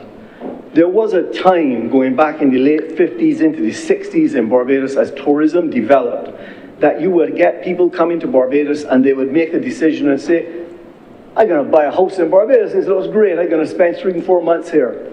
And then what would happen, sir, sometime after that is they would get back to wherever that home country was. It might be, back in those days, it could be Venezuela, actually, because a lot of wealth came here from Venezuela. They would get back and then they would say, but who is paying the staff? Who's cleaning the pool? Who's cutting the grass? So that developed into these property managers. And later on, making a very long story short, that same property owner would say, but hold on a minute, when I am not there, I got all these bills to pay. Why you don't rent the property for me? And we developed this kind of online, well, not online at that point in time, it was a one-to-one relationship between the guest, the property manager, and they would stay. And that's how this was developed. And that online marketplace now is just a digital version of how those were marketed. You still need a property manager in Barbados or a property owner who is going to deliver the service, and you have a guest coming from overseas. And that guest has always had to pay whatever the relevant taxes are to do with that property, to do with that rental, they have to pay. Now, in the past, prior to this piece of legislation, the person responsible ultimately for paying that tax over was either the owner themselves or the manager who was appointed to it. What this does is say, no, no, no. You could be 7 people up the chain, have no relationship at all with Barbados. You don't know who the owner of that property is. You don't know who the manager of that property is, but you are in the online space and you're marketing. You're marketing this property and you collect a rent for it. You now have a responsibility to pay over a tax for whom you don't know the owner, you don't know who the taxpayer is, but you have to collect the tax. That's what this is telling you to do. So you are asking for, and I want to understand, it's not Airbnb and VRBO and the 2 or 3 that you may know about. There are over 500 online marketing websites for these, say 500 of them, okay? And I will also say that the vast majority of property owners in Barbados are compliant with all of these levies. The vast majority are. So this legislation is targeted at the minority, but it changes the regulation for everyone. Let me move on to some of the other problems. As I said, it introduced in Section 10A the payment and collection of the levy. It shifts from the collection and remittance to the online marketplace, including the offshore platforms, and in that same section, it provides for a lien on the property if it is not being paid. So understand the disconnect, sir, that we are creating here. We have a person who may be 4, 5, 6 people up the chain, who has no relationship with the owner of the property in Barbados. They collect a tax. They don't remit it because they don't know who to remit it to. They don't know the TIN number. They have no relationship with BRA, but they collect the tax. When you learn about it in Barbados that it's not being collected, the BRA has the right to put a lien on your property. That has never before happened in Barbados. Never before. We cannot have a situation where you disconnect the person who is collecting the tax from how do you remit it. It can't happen. It moves the filers from being bi-monthly today to monthly. That's in Section 11. So that increases the record, keeping our obligations on it. For the larger companies that I'm familiar with, probably not a problem because they're doing this regularly and they got accountants and they got people working for them and they got systems and so on. But for many of the people in the shared economy levy, this burden of financial reporting is going to be impossible and unenforceable to put on them. But it does make them now non-compliant and operating outside the law. They just can't do it, although the law says you have to do it. So I guess we won't enforce it. As I said before, sir, there's no increase in the tax rate. I have no objection with the tax rate. That's a battle that was fought and lost or fought and won, whatever you call it, some time ago. This has been the tax 10 and 2.5% being taxed for a while. The industry has adjusted to it. Barbados is an expensive destination in comparison. I'm not in any way debating the taxes. They haven't changed, as Senator Cummings correctly said. There's no change to taxation. But what there is exactly what Senator Cummings said, is a change in the methodology for collecting it, a process. It is unworkable in practice. Extraterritorial registration and enforcement, as I said, there are 400 to 500 others, have no Barbados presence. How does the BRA, or how does the Minister intend for the BRA to reach these 400 or 500 people, provide them with TIN numbers and provide for a mechanism for the reporting? And what problem are you solving? That problem does not exist today. The problem that exists today is that you have people who are not registered, who are renting their property and are not collecting the levy, or they're collecting the levy and not paying it over. None of this addresses that, sir. This legislation in no way addresses that. Because all of those rogue operators today will continue to be rogue operators. But all the good operators now are going to be moved completely out of the system. Because whereas today, in one of the larger rental companies, or the majority of rental companies, they work directly for the villa owner, they know who the TIN number is, they work directly with BRA, they're a Barbados company with Barbados directors, and they're paying over the shared economy levy. That's how it is today. And if they don't do it, you have all of those options. You can deal with the directors, you can deal with the company, you can deal with the property itself. All of those things are available to you. As soon as you go and you think that the online marketplace, which could be based in Indonesia, it could be in Japan, it could be in China, it could be in Russia, it could be anywhere. You have no idea where the domicile of that marketing place is, and you're saying that they're the ones responsible for remitting the tax? Sorry, sir. It's impractical. As I said before, the vast majority of these platforms, they have no relationship to the owner of the property. They do not know who the ultimate taxpayer is. They have no idea who they're renting for. They might have a relationship 2 or 3 people down the line with the local operator. They might do, but it's very far removed. So fundamentally, this legislation fundamentally breaks the one-to-one relationship that has existed forever between the taxpayer and the BRA. We now have an army of 400 to 500 of these online people who have a responsibility to collect this 12.5% tax, but we have no way of enforcing that money will actually get back to Barbados. Where it is today, we know exactly how we're going to do it. And yes, we need to go after those few rogues who may not be, or may be collecting the tax and not paying it, or may not be charging the tax. There's a different way of approaching that.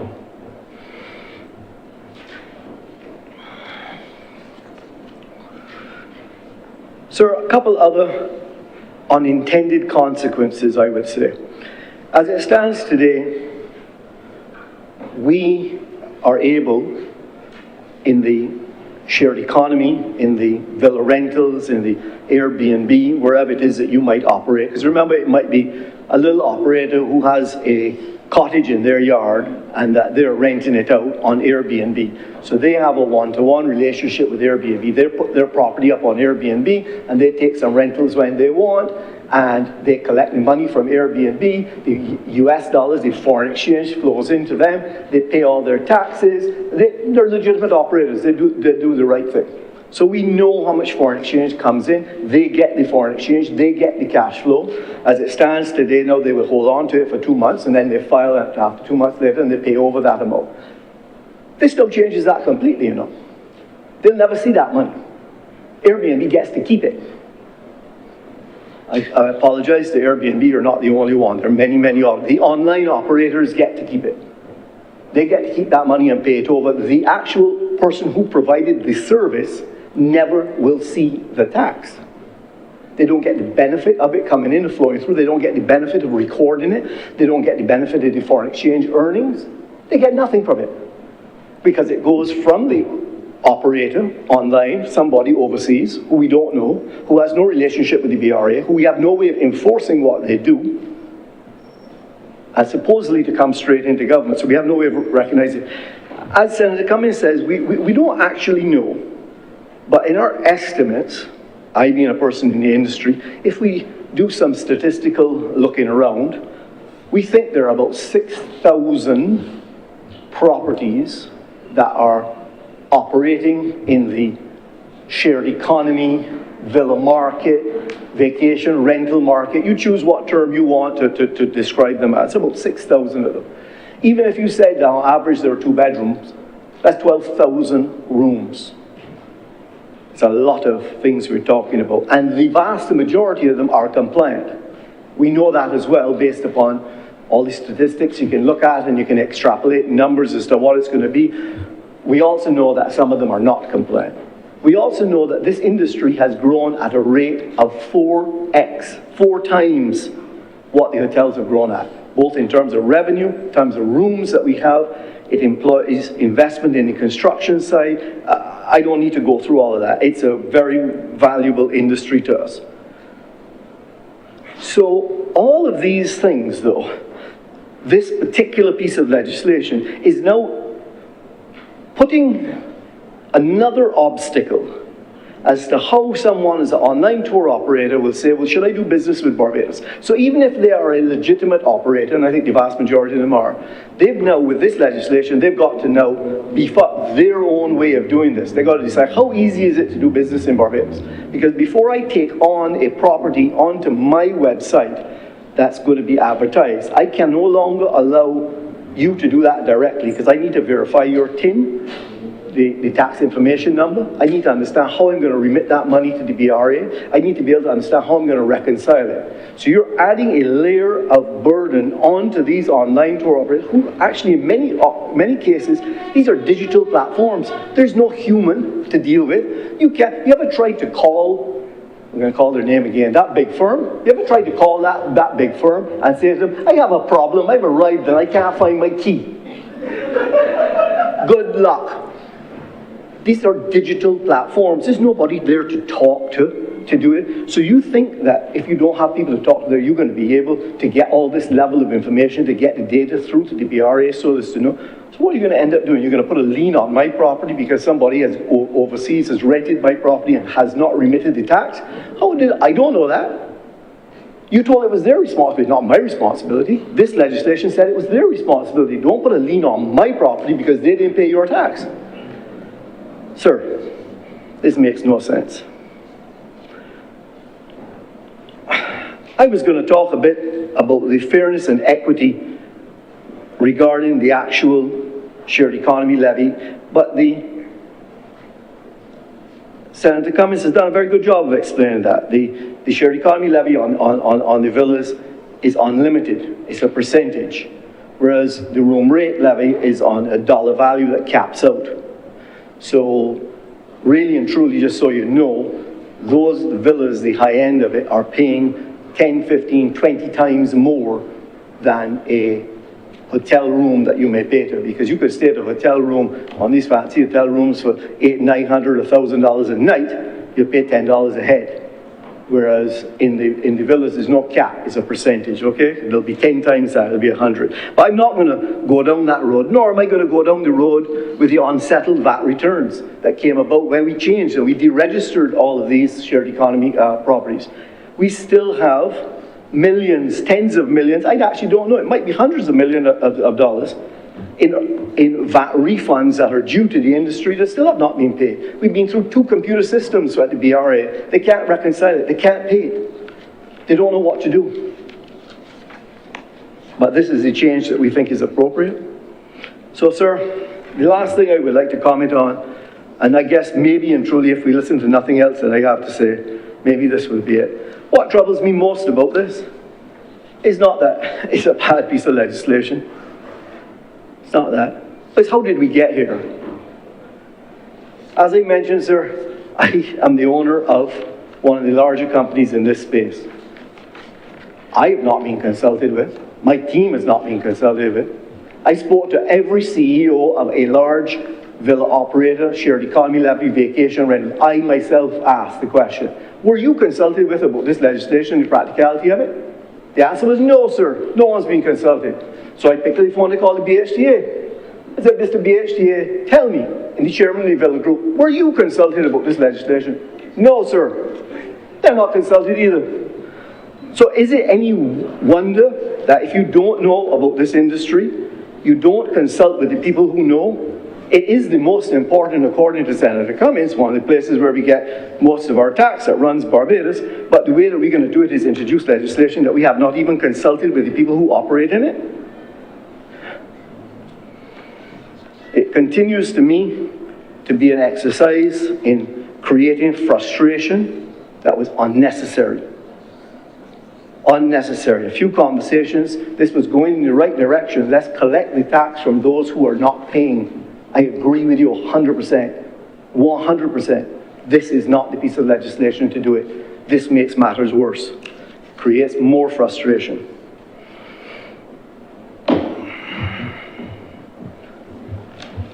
So, sir, I would hope, there's nothing much you can do now. I can voice my concern at this point in time here when it gets to this point. I would have loved to have voiced my concern earlier, perhaps guided it in some way, but that is no longer available to us. So, I don't know exactly how to finish, other than maybe two things. I will repeat what I said. That unfortunately, these amendments weaken the local operators. I've demonstrated that. It creates significant enforcement loopholes, which I've demonstrated, and it misplaces the liability, because the liability should be on the owner of the property who has the responsibility that you're going to put the lien on if they don't pay their tax. It should require them to be the ones who collect the tax, who they know what the tax is and to pay it over, and if they don't, you put a lien on their property. It completely misplaces that entire thing. So, these amendments, because they shift the liability to the offshore parties, because they break the reconciliation, the ability to reconcile on these, because the burden then is now going to be falling on operators who are already compliant, but it will make no difference to those who are not compliant, it risks real economic harm to us. And as such, sir, while this is another good example to me as to why I've spoken in here before about our need for tax simplification. Because when I get up to speak on it, or Senator Cummings, or other senators who are knowledgeable in their particular area or industry, the complexity of our tax regime, the complexity of all these taxes we're collecting and how to pay it over, etc., is getting more and more. And what we need is a tax simplification exercise to make this easier for all to do business. And this certainly is not. And therefore, sir, with those many words that I have given you, I regret to say that I am not in support of this passage, and I thank you for your time, sir. Thank you very much, Senator Mallory. Senator Trent. Good afternoon, Mr. President, members of this honorable chamber. I rise in support of this legislation. And I rise this afternoon, hoping to be brief, because I simply rise to add some numbers in instances where I believe that there has been I don't want to say an attempt to mislead. And possibly because of the time that we are in, it may be politically convenient to ignore context and to use numbers in a way that benefit us. But I hope to use some sources and to share those with you, because sometimes I believe that we are asked whether we are going to believe facts or fictions. And so when we talk about tourist arrivals, let us add some numbers over the past few years. In 2008, tourist arrivals, and this is according to the Barbados Statistical Service, those were 566,763. In 2013, 508,520. In 2018, 681,107.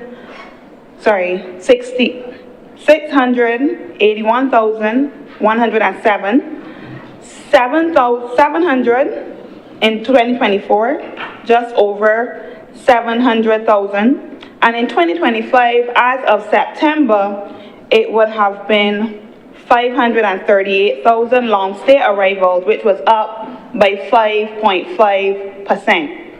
And so what we have seen, with the exception of those COVID years, and after having, post-COVID, having to catch back, as we would say ourselves, we have seen an increase.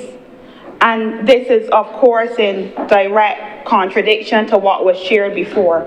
But like I said, I have told you where this information can be found, and a quick search would give you these numbers. And so the suggestion that tourism no longer accounts for more than 10% of our GDP is also incorrect based on the central bank, which noted in 2025 that it was around 17.5%. But you can find these numbers online in the report. The other thing is that when we talk about hotels... Point of order, Mr. President. Senator Walters, what's the point of order? Mr. President, since the Honourable Senator is directing the Chamber to the Central Bank report, can she be more specific in where she found out those numbers that she referred to? He referred to numbers. Honourable Senators. Honourable Senators, please. Senator Trim, yes, you're citing the figures. Let's indicate the date of the report, please, as is required. So the United Nations Framework Convention on Climate notes, that's the report, that 17.5 of estimated contributions as at 2025 were reported by the Central Bank. The Central Bank report of 2025, the review of Barbados' economy in 2024, also cites those numbers, like I said, and we have a growth of 12.1% in 2024 for tourism. Mr. President. What's the point of order? Point of order, Mr. President. I'm not sure if I am not, the Senator is misleading the Chamber. She had made a statement that her numbers are in contradiction to what I presented, Mr. President. I presented numbers that said the contribution of tourism to the gross domestic product. So she is speaking about growth and other measures, Mr. President. Just to be clear, I stated, Mr. President, that the contribution of tourism to the GDP was 13% in 2018 and is now at 5% over the last 3 years. And my source, if the Chamber wants to know, the Honourable Senators on the other side, is the Central Bank of Barbados. And what year? What was the date? What was the date of that report? What section? What page? What was the date of that report? Mr. President, they should ask her source. No, I'm asking you. Mr. President, you have the September 2025 report from the Central Bank and Appendix 2, GDP by sector and activity. That is one report, Mr. President. And is that the one that speaks to the figure that is under contention? No, Mr. President, it spoke to my figures. I am saying that I can defend my figures, Mr. President, and if the Senator can defend hers appropriately, we would appreciate it. And all that's required here, I'm not here to arbitrate the right or wrong, but one has to cite the source, and once what you're saying is consistent with the source, then the argument will be over interpretation. Yes. Please continue, Senator Trim. Okay. So as I continue,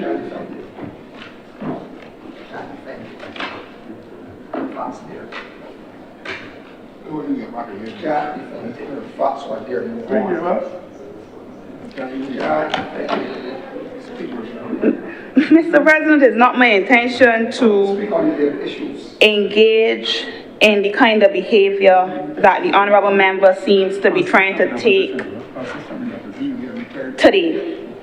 That is not my intention. And so as I continue, it is clear that the analysis being received continues to be convenient and for specific purposes.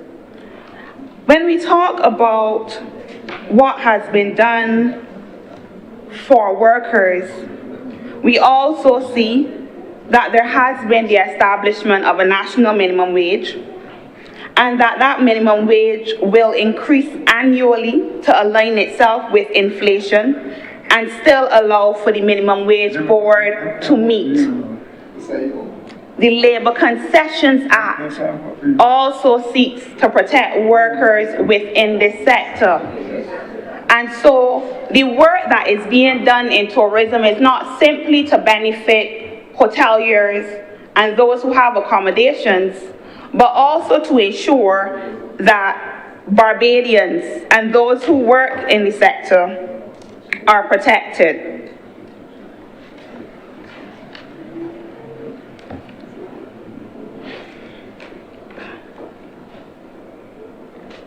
The other thing, Mr. President, is that there was commentary on Cricket World Cup. Central Bank,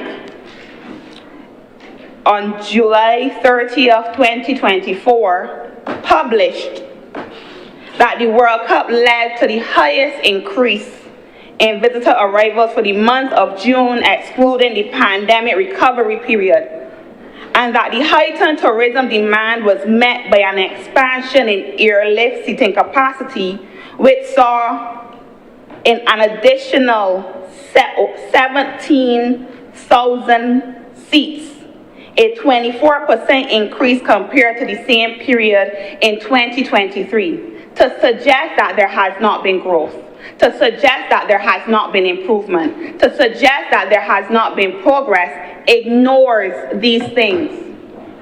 Point of order, Mr. President. What's the point of order? Senator is misleading the chamber if she continues to say that, to suggest that there's not been progress and growth. I was clear, Mr. President, in referring the numbers in 2024 to that of 2018, not to that of the previous year, 2023. And I was saying, Mr. President, that compared to 2018, this government in the months between May and August have not been able to increase the arrivals to Barbados when compared to 2018. Right, your perspective is noted. Senator Trim may have another perspective, and that's perfectly correct. The other point is that you mentioned 2018 and 2024. The senator is citing other years. Please press on, Senator Trim. Mr. President, once again, I said it might be politically convenient when I started to say that you speak without context.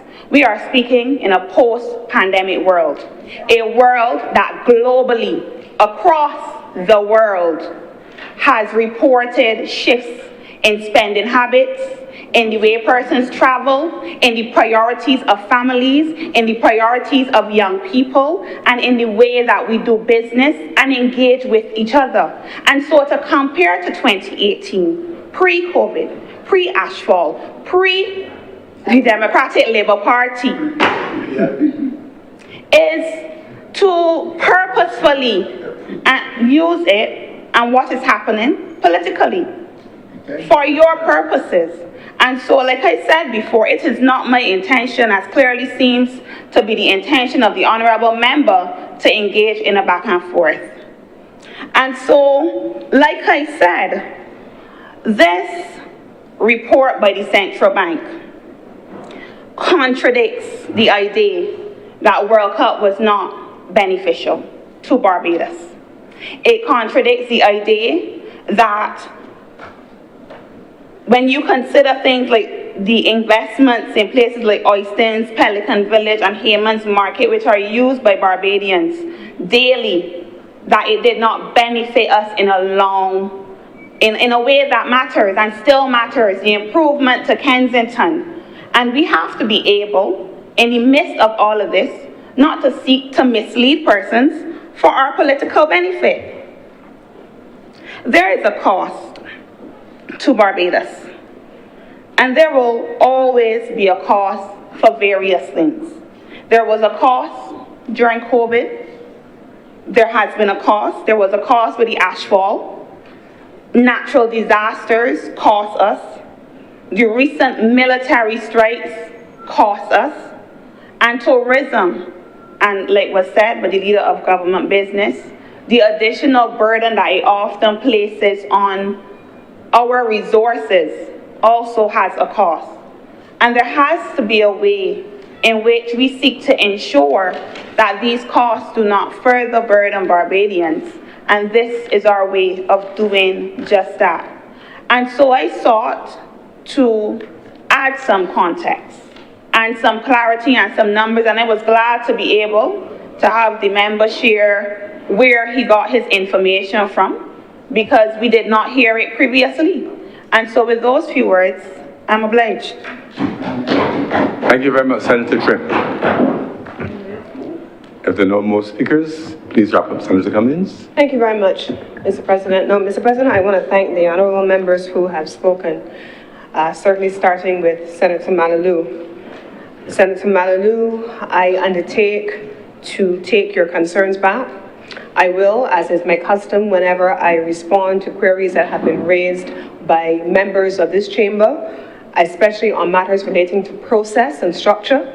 I understand that from your presentation, you would have wanted to have an engagement with the officials, and I undertake to take that back and to see what their feedback is and to give that feedback to you, and to, at the same time, also ask and pass the communication on not just to the Ministry of Finance with responsibility for the BRA, but also to the Ministry of Tourism, who interfaces principally with the Barbados Hotel and Tourism Association. So I will give that commitment here now. Now, Senator Walters, my friend Senator Walters, who brings more bluster than substance on any given day. So, let me take a moment and thank Senator Roshana Trim for attempting to correct the record. Now, you know, Mr. President, I know that we are in a season where people are going to try to, as was just said by Senator Trim, score cheap political points, shouting, bringing past part of information, linking it to something else, ignoring facts and hoping that the rest of us forget along with you. That has become characteristic of the honourable member, and we're accustomed to that, so we understand it, Mr. President. We know there's more form than substance there, and we're acceptant of that. But let me attempt to correct the record on substance. In 2018, Barbados had a banner year for tourism, the highest number of long-stay visitors and short-stay visitors and cruise visitors on record. In 2019, in February of 2019, the world had its very first COVID case in this region. And our sector, I don't know if the honourable member teleported to Mars during that period and was not here on Earth with the other 191 countries in the planet, but the world stopped, to our certain knowledge. And all tourism arrivals, especially in tourism-dependent economies, and I cannot be intimidated, so you could try to talk over me, but it is impossible to intimidate me, so try as you might. So the world stopped in 2019, February. I know this, Mr. President, because I was chairman of the Bridgetown Port, and I went out in a pair of 3-foot-3-inch heels out on a tug to bring in the first cruise ship that came in this country with a COVID case on it. I don't know where Senator Walters was, but I know he wasn't with the cruise workers then. I know he wasn't with the port workers who were worried about the first case that was coming into this country then. I didn't see him with my own two eyes. I don't know where Senator Walters or the Democratic Labour Party was, hiding behind everybody else's coattails in fear for COVID as it came. But I know that this government made decisions that other countries in this region even did not make, Mr. President. I know that. I know where I was on the day that the first Carnival ship came into this country. I was at LESC at a conference under the Commonwealth Secretariat. I don't know where he was. But I know that we got a call and we mobilized and went to the Bridgetown port so that that ship with Barbadians could come into this Bridgetown port. I know what it was for workers, tourism workers, that I don't have to come and score cheap political points over because I stood with them. I don't know where Senator Walters was. I know what it was, Mr. President, to stand in the Bridgetown port with the men and the women in that port who had to go and navigate a ship for the first time with COVID and they'd never seen it in their lives, and convince them to put that fear aside and to be humanly vulnerable to that which was unknown and to go and bring that ship into port. I know what it was, Mr. President. Me, Lisa Shane. What's all craziness that we hearing, Mr. President? Me, Lisa. Mr. President, when those workers decided that they were going out to bring in the ship, Barbados is a tug-operated port, so the ships can't come into our harbor without the tug going out. I remember what I had on deliberately, Mr. President, because I was not the leader to send men out to do things I was not willing to do myself. So if they went out to sea to bring in that ship, I got on that tug with them in a black pencil skirt and 3-inch heels. It didn't matter what I had on, I went with them. I know what it was personally, Mr. President. I don't know where Senator Walters was, talking about tourism workers and this government, Mr. President. What are we experiencing in here today? This grandstanding with no substance, form over substance, Mr. President. He has no basis and no moral authority to speak about tourism workers in this country. Mr. President, when this country was dealing with that ship, I know what it was, Barbadians. I know what it was to see the faces of Barbadians on that ship, on balconies looking out to port, Barbados up ahead, the port just there, but knowing what it is to have been turned away from 3 different ports. First port, don't come in here. Second port, don't come in here. Third port, don't come in here. And our Bajans were on that ship, Mr. President. I know what it is to get close to that ship and see the faces of Barbadians wondering, can we come home? Will our country let us come in here? And Barbados with a prime minister who said yes. Yes. While everybody else was rejecting their own citizens. I know what it is, Mr. President. All right then, I'm advocating, Mr. President, I know what it was to move 22,000 people through this Bridgetown port so that they could get home to their families. Tourism workers, me, Lisa. No, Mr. President, not me, Lisa. I have nothing to be ashamed about. I know what it was. I was there. And when I look back to my left, and when I look back to my right and to my far distance, I never saw Ryan Walters, never saw Senator Walters anywhere in sight. So I don't know where he was, if he was icing it out. I'm planning to ice all over the Hubbardston in Hubbardston Turner. I don't know what he was doing, but I know he didn't check in for tourism workers. I know he was probably elsewhere, but I know where he was not. I know what it is, Mr. President, when the first set of persons from other countries, aside from those 22,000 people that we moved through this country in the port, I know what it is for a prime minister in this country to say yes, not just to our own, but to other people whose countries shut them out. I know what it is for us to put them up in our hotels. I know what it is, Mr. President, to have a lab overwhelmed because of the sheer volume of people, and for a year and a half, this country shut down. We were not on Mars, so nobody can stand in this country, and worse yet, in this chamber, and attempt to give what they would want us to see as a serious contribution, and attempt to convince anybody in here that the world did not shut down for a year and a half for something called COVID. May we never see COVID again in our lifetime. May we never see it again. But I know we went through it. And I know on the point what of order, it was. Mr. President. Yes, what's the point of How order? does this grandstanding change the fact that the Barbados Labour Party government under Senator Lisa Cummings is underperforming in tourism arrivals? Senator Walters, that's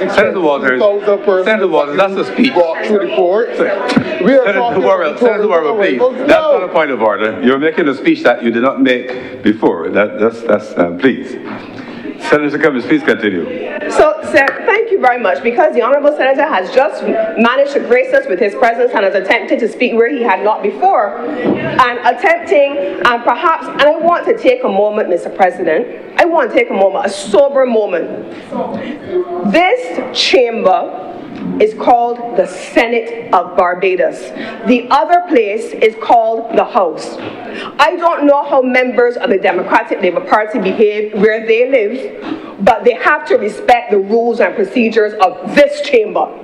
On a point of order, Mr. President, but every single senator that speaks in this chamber respect the rules of this chamber. We know how to operate in this chamber. We do not need to take a lecturing from Senator Cummings. Thank you, Senator Worrell, and I will ensure that the rules are followed. Please continue, Senator. Thank you very much, Mr. President, and the lecture will continue because, to my certain knowledge, the President of the Chamber is the President of the Chamber and must not be shouted over by the member for the Democratic Labour Party. The President must not be shouted over.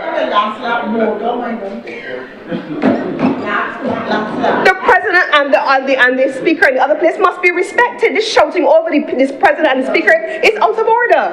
It has to come to an end, but it will come to an end sooner rather than later. Now, Mr. President, back to the presentation that I'm making. I want to continue my response to Senator Walters' presentation. Senator Walters also spoke about the tourism sector's performance, and he neglected to speak to the fact that it was interrupted by a year and a half of COVID. I want also... I was going to give you some silence so you can be heard. I'm okay, Mr. President. They can't intimidate me, Mr. President. I'm good. I am good, Mr. President. I don't need silence down there. The Democratic Labour Party can carry on as they wish. Mr. President, I want to continue to give my response at this point. The central bank reports that I am looking at, and this is specifically speaking about January to September, and I'm going to come to September and the second one later. So this is October 2025. Long-stay arrivals rose over the period of 9 months by 5.5%. And I want to specifically draw attention, I put on the record, this is the central bank quarterly report at 2025 October. I want specifically to draw attention, I'm going to go to a specific, well, it doesn't have page numbers, I'm using the PowerPoint presentation given.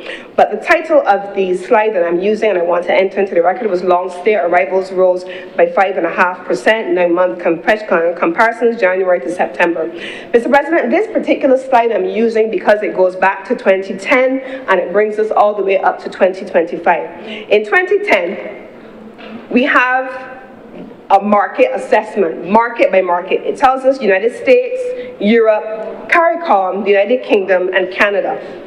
It shows, Mr. President, what the world knows, that in 2020 through 2021, the world stopped and arrivals vanished. It plummeted sharply in 2020 to 2021. And as it plummeted sharply, Mr. President, it rose just as sharply between 2021 and 2022. I believe, Mr. President, that we saw here from the green slide is United Kingdom.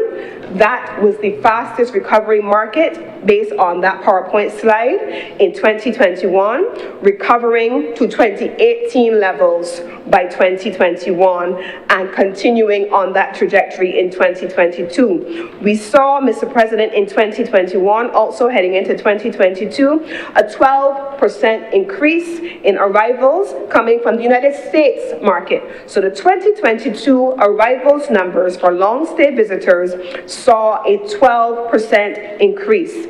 From the United Kingdom, I spoke about that already. From the European Union, Mr. President, it rose also and it kept par largely with the UK market. And we also saw a recovery, the same, all markets plummeted in 2020 to 2021. They fell dramatically in 2020, dropped further in 2021, the COVID years, and then increased sharply from 2021 to 2022 to recover at 2019 levels as we have seen. And the Canadian market, we saw that continue to increase. This is a central bank report of October 2025, and it captures the period from 2010 to 2025. I did not start at 2018 or 2019. I went as far back on purpose, Mr. President, as 2010 to be able to show the trajectory. We saw in the midst there between 2010 and 2020 a flattening in many of the markets. Certainly, we saw the UK market have a softening in 2012, 2013. We saw that decline begin in 2011, and then a gradual recovery begin in 2014 to reach the high that Senator Walters spoke about in 2018. In 2019, again, to my certain knowledge, by the time the world shut down and the cruise industry in Barbados came to a grinding halt, in February of that year, Barbados was on target to exceed even the 2018 year because we had seen around 800,000 arrivals in 2018. By 2019, February, we were on target for over 900,000 visitors, and had we not had shut down for COVID, we would have had an increase by the time the tourism season ended. Now, I wanted to enter that into the record. The second thing that I want to address, Mr. President, is the low season. Barbados has never had a high season during the summer. It has never been a part of the characteristic of Barbados's tourism market.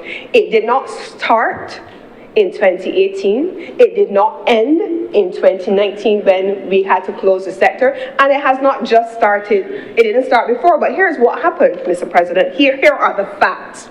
This government came to office and made a determination that we needed to be able to ensure that we had a year-round tourism economy. And I'm not asking about this, I'm not guessing about it, I know this to my certain knowledge.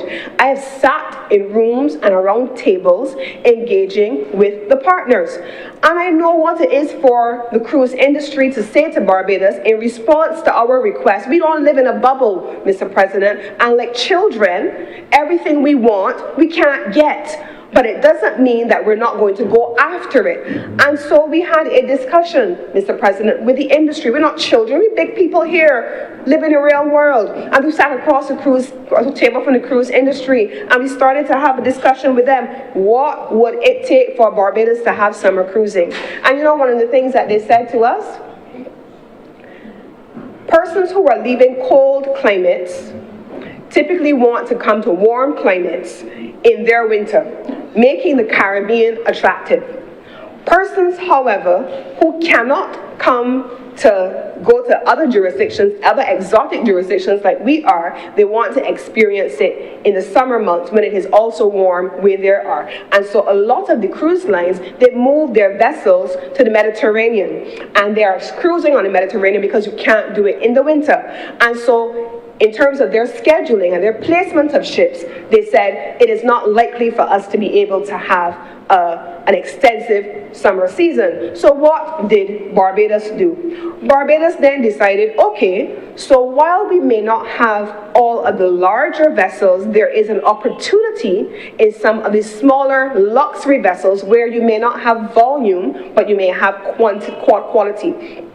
And by that, I simply mean, while you may not have the vessels that bring 3,000 or 4,000 or 5,000 or 7,000 passengers, you may have those that bring 1,500 passengers, but they're high-spending passengers, thereby contributing a significant percentage as if you had higher numbers. And that was what Barbados then set out to do in the summer months. The Prime Minister also set about, and I believe Senator Reid knows this better than many of us, to ensure we had a 52-week calendar in the year so that year on year on year, month on month on month, people were able to identify what was happening in the country and be able to pair our destination marketing from the BTMI to that. We Gathering was a part of those things, bringing home the diaspora, bringing our own people home. We also had the ability, I believe that Senator Walters had an opportunity if he wanted, not Walters, Senator Worrell, if he wanted to speak, to do so.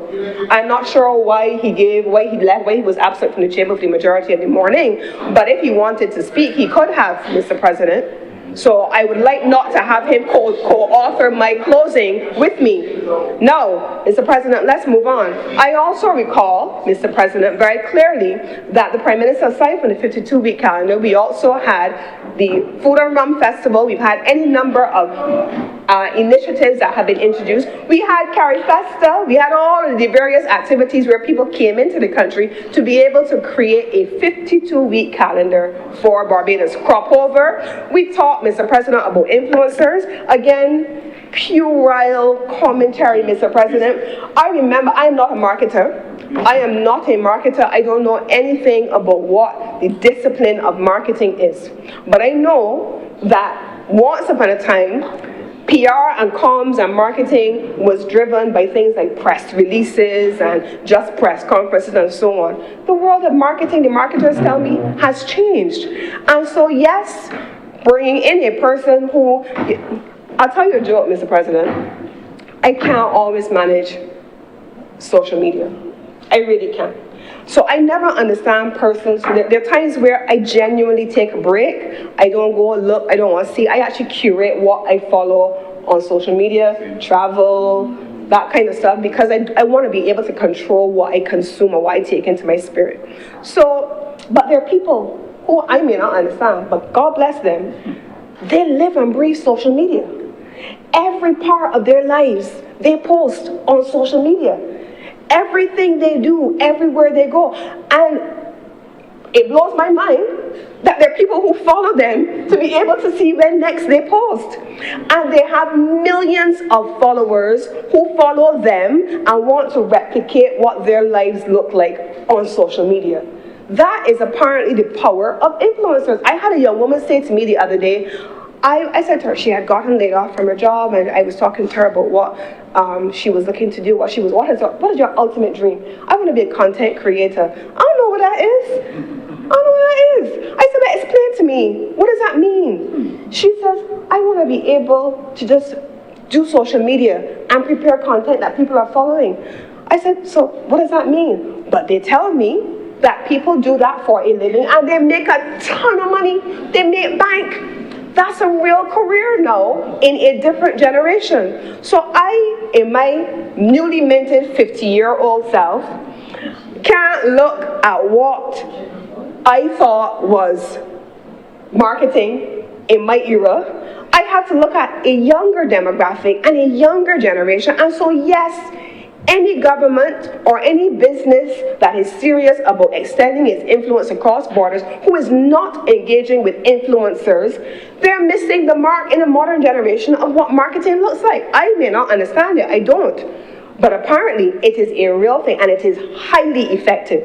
I had to take the time then, Mr. President, to start to follow some of them on travel and travel blogs, in particular when I was in the port and in tourism.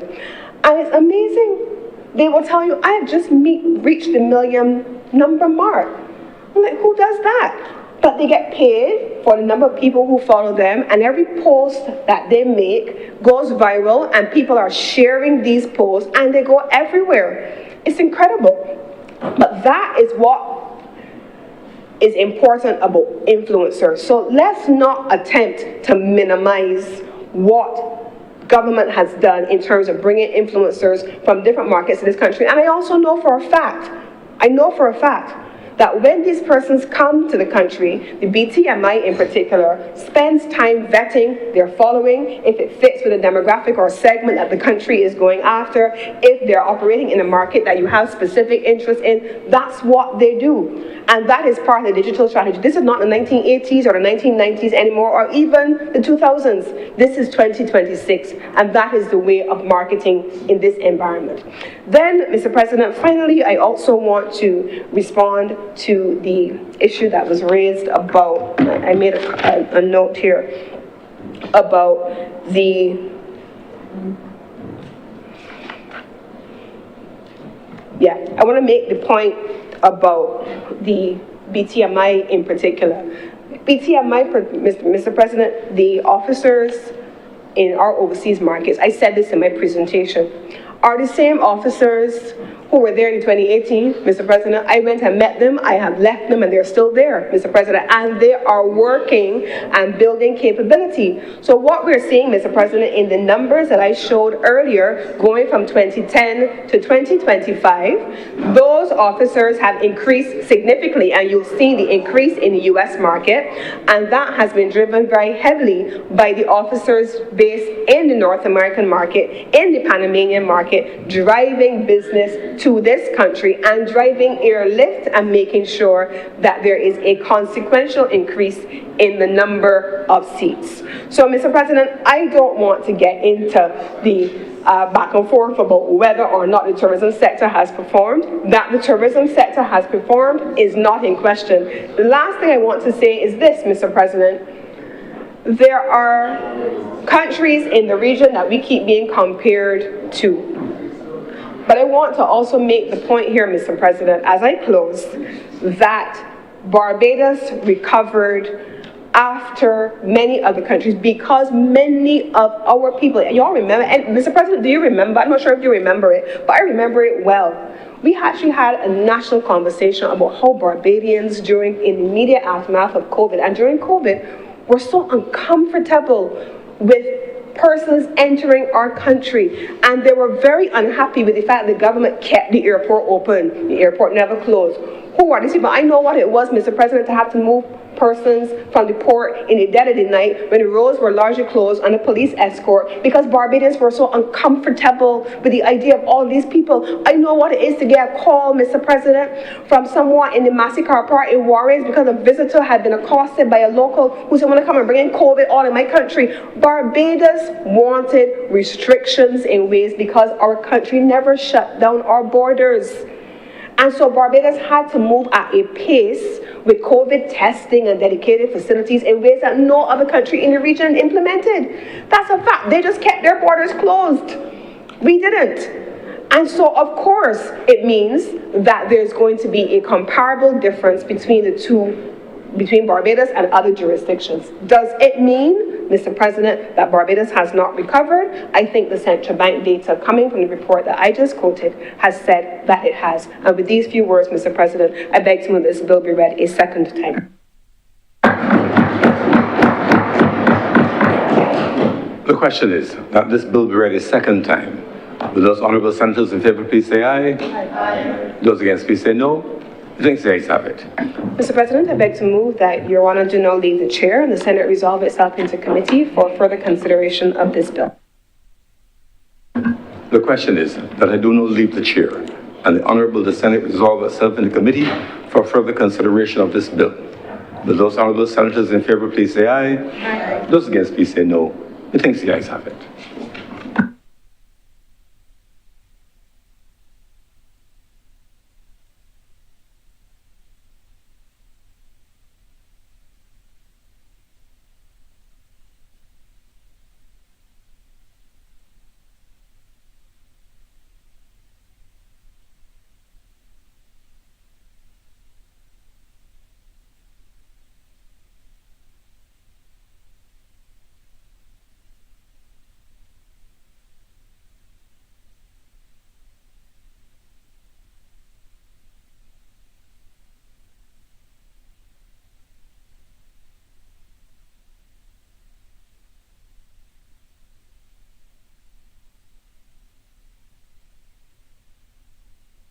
The Honourable, the Senate is now in committee.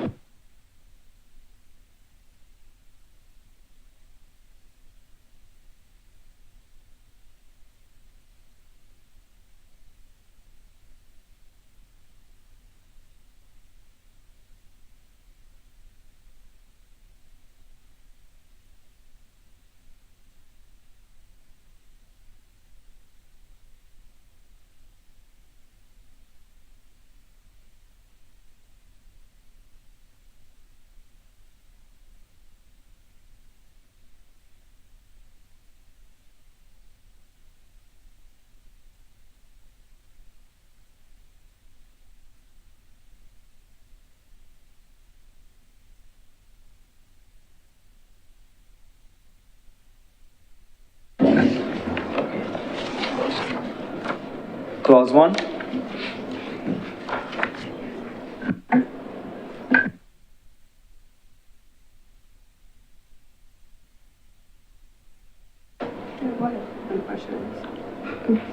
Question is that, no, Madam Chair, I beg to move that clause 1 do now stand part.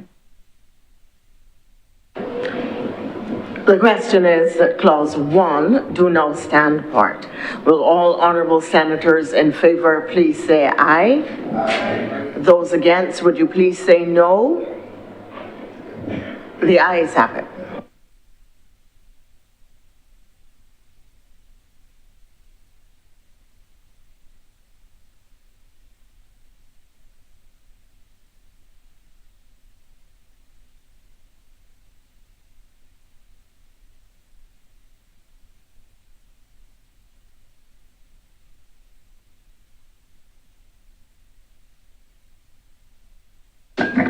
Madam Chair, as we just stood clause 1 part, I beg to move that we make an adjustment. Obviously, this was 2025, it is now 2026, and I beg to move that 2025 be amended to now read 2026.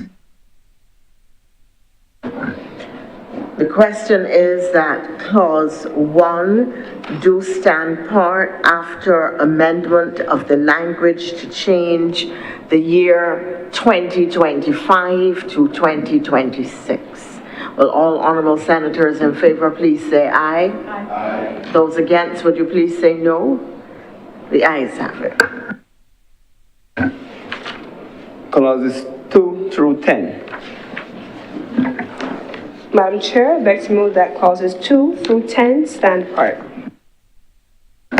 The question is that clauses 2 through 10 do now stand part. Will all honourable senators in favour please say aye? Aye. Those against, would you please say no? No. The ayes have it. Clauses 11 through 15. Madam Chair, I beg to move that clauses 11 through 15 do now stand part.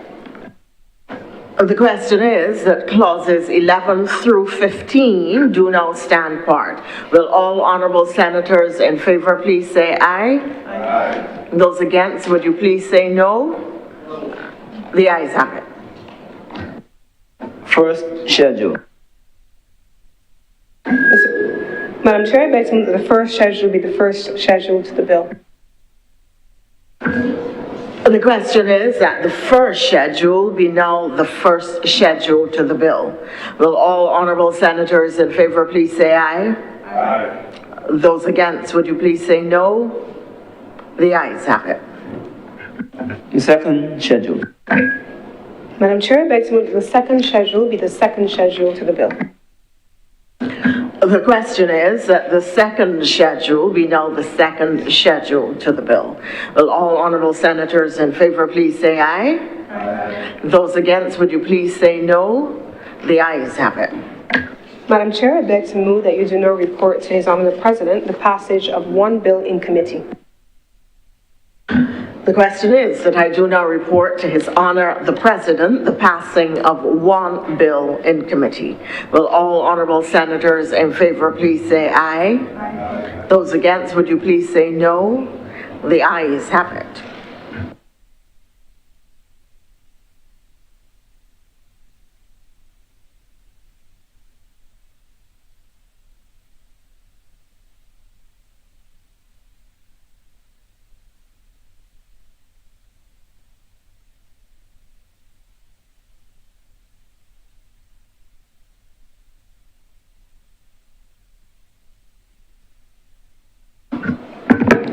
The chairman has reported the passing of one bill in committee.